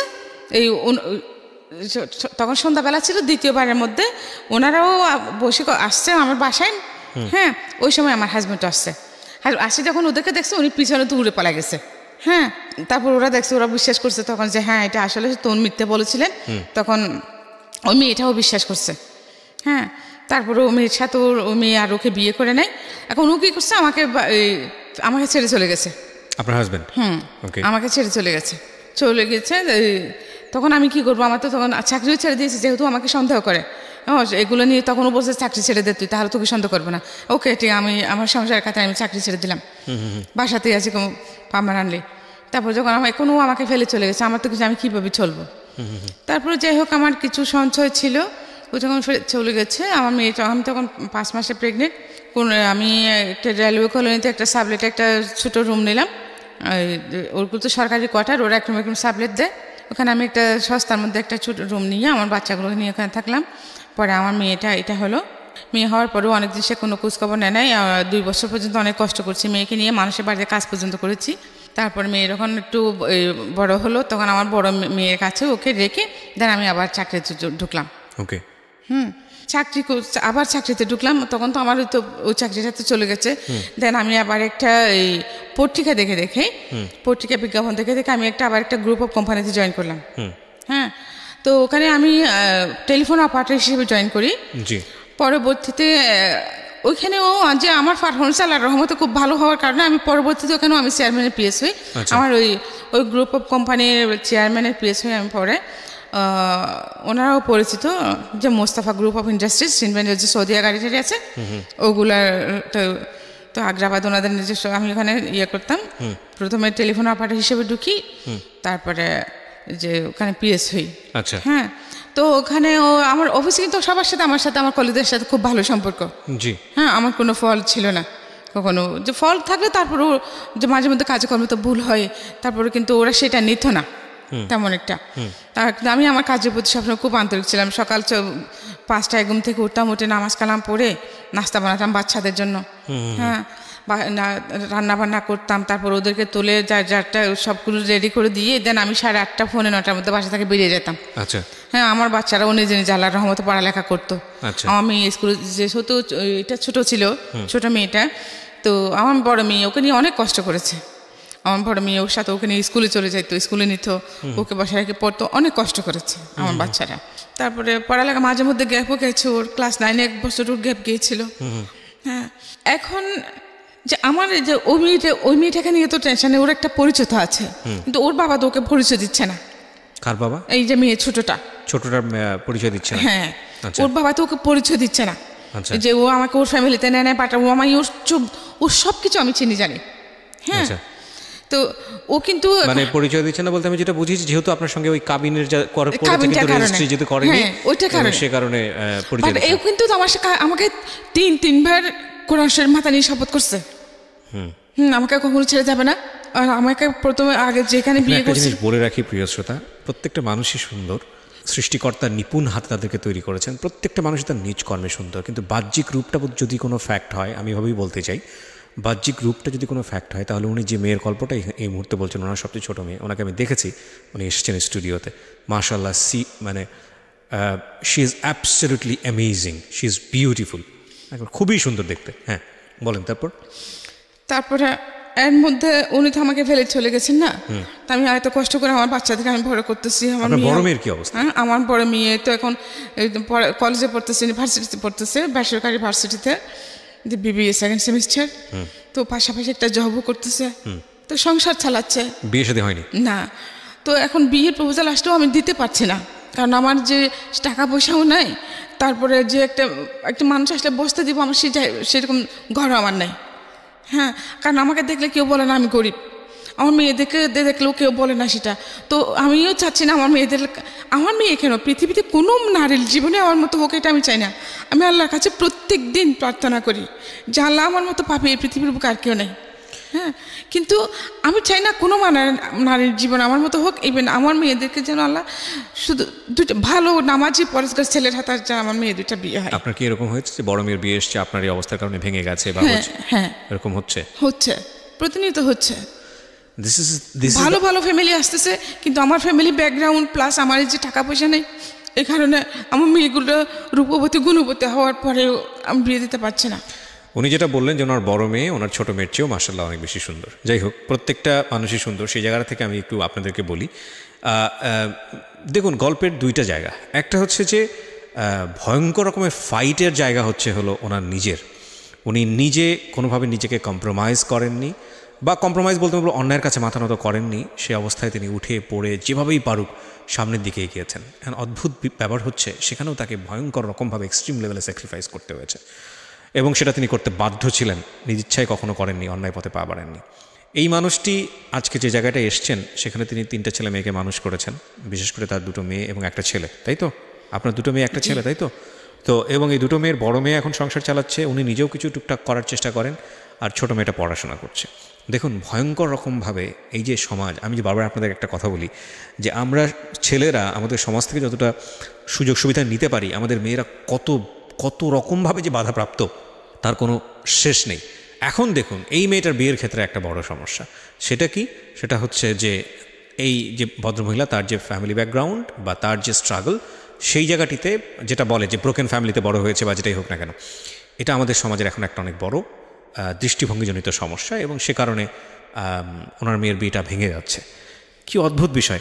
আপনি পুরো গল্পটা আজকে এখানে বললেন, আমি আসলে বললে তো কোনো কিছু হবে না। তবে এটা ঠিক যে আমি খুব ধর্মভীরু একজন মানুষ, কতটুকু পালন করতে পারি জানি না, তবে আমি বিশ্বাস করি প্রত্যেকটা মানুষের জন্য আল্লাহ তার বেস্টটা নির্ধারণ করে রেখেছেন।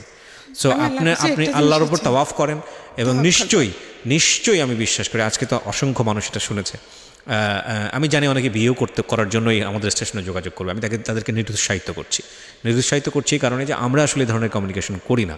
আমরা একটা গল্প প্রচার করি মানুষকে এইভাবে মোটিভেট করার জন্যে, যে গল্পটা শুনে যেন নিজের জীবনের সে পরিবর্তন আনে in a positive sense. So আমরা এটা আপনাকে উৎসাহিত করছি না। তবে একটা বিষয় আমাদের না বললেই নয়, সেটা হলো যে যেটা আমি বলছিলাম, যে সৃষ্টিকর্তা আমাদের জন্য ভালো কিছু নির্ধারণ করে রেখেছেন। আপনার বরং এক অর্থে ভালো হচ্ছে যে কেউ যদি এসে আপনার সব কিছু জেনে চলে যাচ্ছে, আমি মনে করি ভালো হচ্ছে।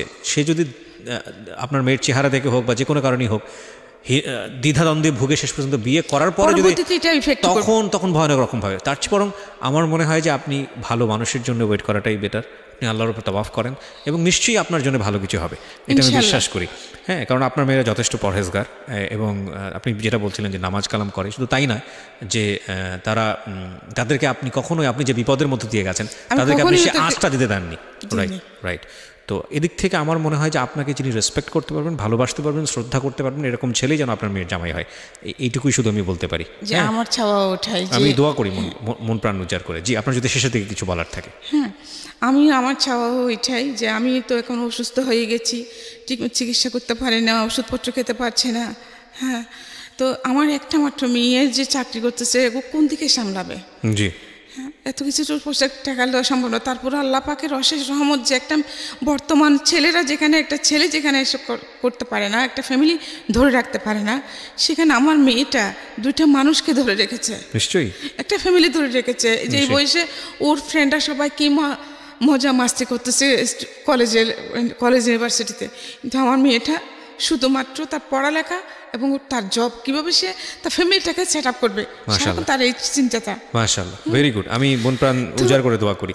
জি, কিন্তু আমাদের সমাজে দেখেন, আমার এখন 100% শিক্ষিত। যে কি করছে জানো উনি? বিবিএ পড়ছে। জি, বিবিএ সেকেন্ড সেমিস্টার। ওকে। তারপরে শিক্ষিত না, 100% শিক্ষিত এখন। তো ওরা সবাই শিক্ষিত সমাজ, শিক্ষিত ছেলেরা, ওরা যারা প্রপোজাল নিয়ে আসে মেয়ের জন্য, মেয়ের বিয়ের জন্য, আপনার কথা জেনে, ফ্যামিলি ব্যাকগ্রাউন্ড জেনে পিছিয়ে যায়। তো এটা কেমন কথা? ওর এই শিক্ষার আর কি মূল্য থাকলো? যদি আমি সিঙ্গেল মাদার বলে, আমি যে এতটা স্ট্রাগল করে, আমি এত কষ্ট করেছি, আমি কখনো অন্যায় কাজ কিছু করি নাই, জানাতো আমার জানা মতো আমি কখনো কোনো অন্যায় করি নাই। হ্যাঁ, এমনি আমি যখন পত্রিকায় কাজ করেছি, ওখানে গোল পাচা নিয়ে আমি একটা রিপোর্ট করছিলাম। গোল নিয়ে, বাংলাদেশের গোল পাচা। হ্যাঁ, তো 2 মাস লেগেছিল। 2 মাস আমি ওই কাজটার পিছনে বিয়ে করেছি। এট দ্য ফাইনাল মোমেন্টে আমি রিপোর্টটা প্রকাশ করতে পারলাম না। হ্যাঁ, কারণ আমি যার বিরুদ্ধে আমি কাজটা করেছি, যাকে নিয়ে রিপোর্টটা করেছি, হ্যাঁ, উনি আমাকে মোটা অ্যামাউন্টের একটা কোর্স দিতে চেয়েছিলেন, আমি নিই নাই। হ্যাঁ, তো পরে ওটা আমি যার কাছে যাব, আমার যে চেয়ারম্যান উনি নিয়েছেন, আর তার ডাবল নিয়েছেন, নিয়ে উনি আমার রিপোর্টটা করেন নাই, করতে দেন নাই। দেন আমি ওই রাগের উপরে ওই চাকরিটা ছেড়ে দিয়েছি। হ্যাঁ, তখন উনি আমাকে বলছেন যে আমার দরজা তোমার জন্য সবসময় খোলা থাকবে, তুমি আসতে পারো। এবং আমি এখনো পর্যন্ত ওখানে 11,747 টাকা পাই, ওটার জন্য আমি যাইনি। তো আমি চলে এসেছি। আমি ওনাকে এই কথাটা বলে আসছি যে আমি খোলা দরজা দিয়ে ঢুকি না, যে নক করে ঢুকতে পারলে ঢুকি না হয় ঢুকি না। আমি আমার কোয়ালিটি দিয়ে ঢুকি। এখানে একটা কথা আপনাকে বলি, আপনি আমার যে বয়সে অনেক বড় মুরব্বীজন, আমার মায়ের বয়সী। আমি আপনাদের কাছ থেকে গল্প শুনতে শুনতে এই জিনিসটা শিখেছি। সেটা হলো যে একজন মানুষ যখন নিজের কাছে মরে যায়, নিজের বিবেকের কাছে মরে যায়, ওই মানুষটা বাইরের দিক থেকে যত কিছুই হোক না কেন, পুরো পৃথিবী তাকে ভালো মনে করলেও ওই মানুষটা নিজের কাছে অপরাধী। আবার ঠিক উল্টোটা যদি আমি বলি, একজন মানুষ যখন ভেতরে ভেতরে সৎ থাকে, অনেস্ট থাকে, পুরো দুনিয়া তাকে অসৎ বললেও সে তার মাথা উঁচু করে চলতে, কিচ্ছু যায় আসে, সে মাথা উঁচু করে চলতে পারে। দ্বিতীয় মানুষটা হওয়াটা খুব জরুরি। তো আমার মনে হয় কি, আপনাকে আমি ওই কথাটাই বলতে চাই, দ্বিতীয় কথাটাই, পুরো দুনিয়া কে কি মনে করলো তাতে কিচ্ছু যায় আসে না, আপনি বরং আপনার কাছে অনেস্ট আছেন। হ্যাঁ, আমি একটা কথা চিন্তা করি যে আমি আমার মেয়েদেরকে, ও যে আমার মেয়ের যেখানে যে জব করে ওখানে ও টাকার খেলা। হ্যাঁ, ও চাইলে ওখান থেকে যে অনেক সময় মেম্বারেরা টাকা পয়সা বেশি দিয়ে ফেলে, কিন্তু আমার মেয়ে কখনো একটা টাকা ঘরে আনে নাই। ওগুলো টাকা বেশি আসলে ওগুলো কি করে একটা স্লিপ করে ওগুলো এখানে অ্যাকাউন্টসে জমা দিয়ে আসে, বুঝা দিয়ে আসে, এটা অমুক ফান্ড থেকে এই টাকাটা বেশি আসছে, ওটা আমি দিয়ে দিচ্ছি। কখনো আনে না। তা আমি ডিসঅনেস্ট কখনো হবে না, কারণ তুমি আজকে লোভ করবা, কালকে লোভই তোমার মৃত্যুর কারণ হবে। তা আমার মেয়েদের আল্লাহর রহমতে আমারও কখনো কোনো লোভ ছিল না, আমিও খুব অল্পই তুষ্ট ছিলাম। আমার বাচ্চারাও আল্লাহর রহমতে, আপনার যে কোটি টাকা পরে থাকলেও কখনো ফিরে তাকাবে না, নিজের যোগ্যতা দিয়ে যেটা পেয়েছে হালাল ইনকাম সম্পূর্ণ। চমৎকার। আমরা এই জায়গাটাই শেষ করি প্রিয় শ্রোতা, আত্মতৃপ্তি নিয়ে। পুরো পৃথিবীটা খুব ক্ষণিক সময়ের জন্য, খুব অল্প সময়ের জন্য আমরা দুনিয়াতে আসি, বাট আমরা যখন সেন্সে থাকি তখন আমাদের মাথার মধ্যে এই জিনিসটা কাজ করে না যে কোনো মুহূর্তেই হয়তো এই কথাটাই শেষ কথা, হয়তো এই শোনাটাই শেষ, হয়তো বা এই নিঃশ্বাস নেওয়াটাই শেষ নিঃশ্বাস।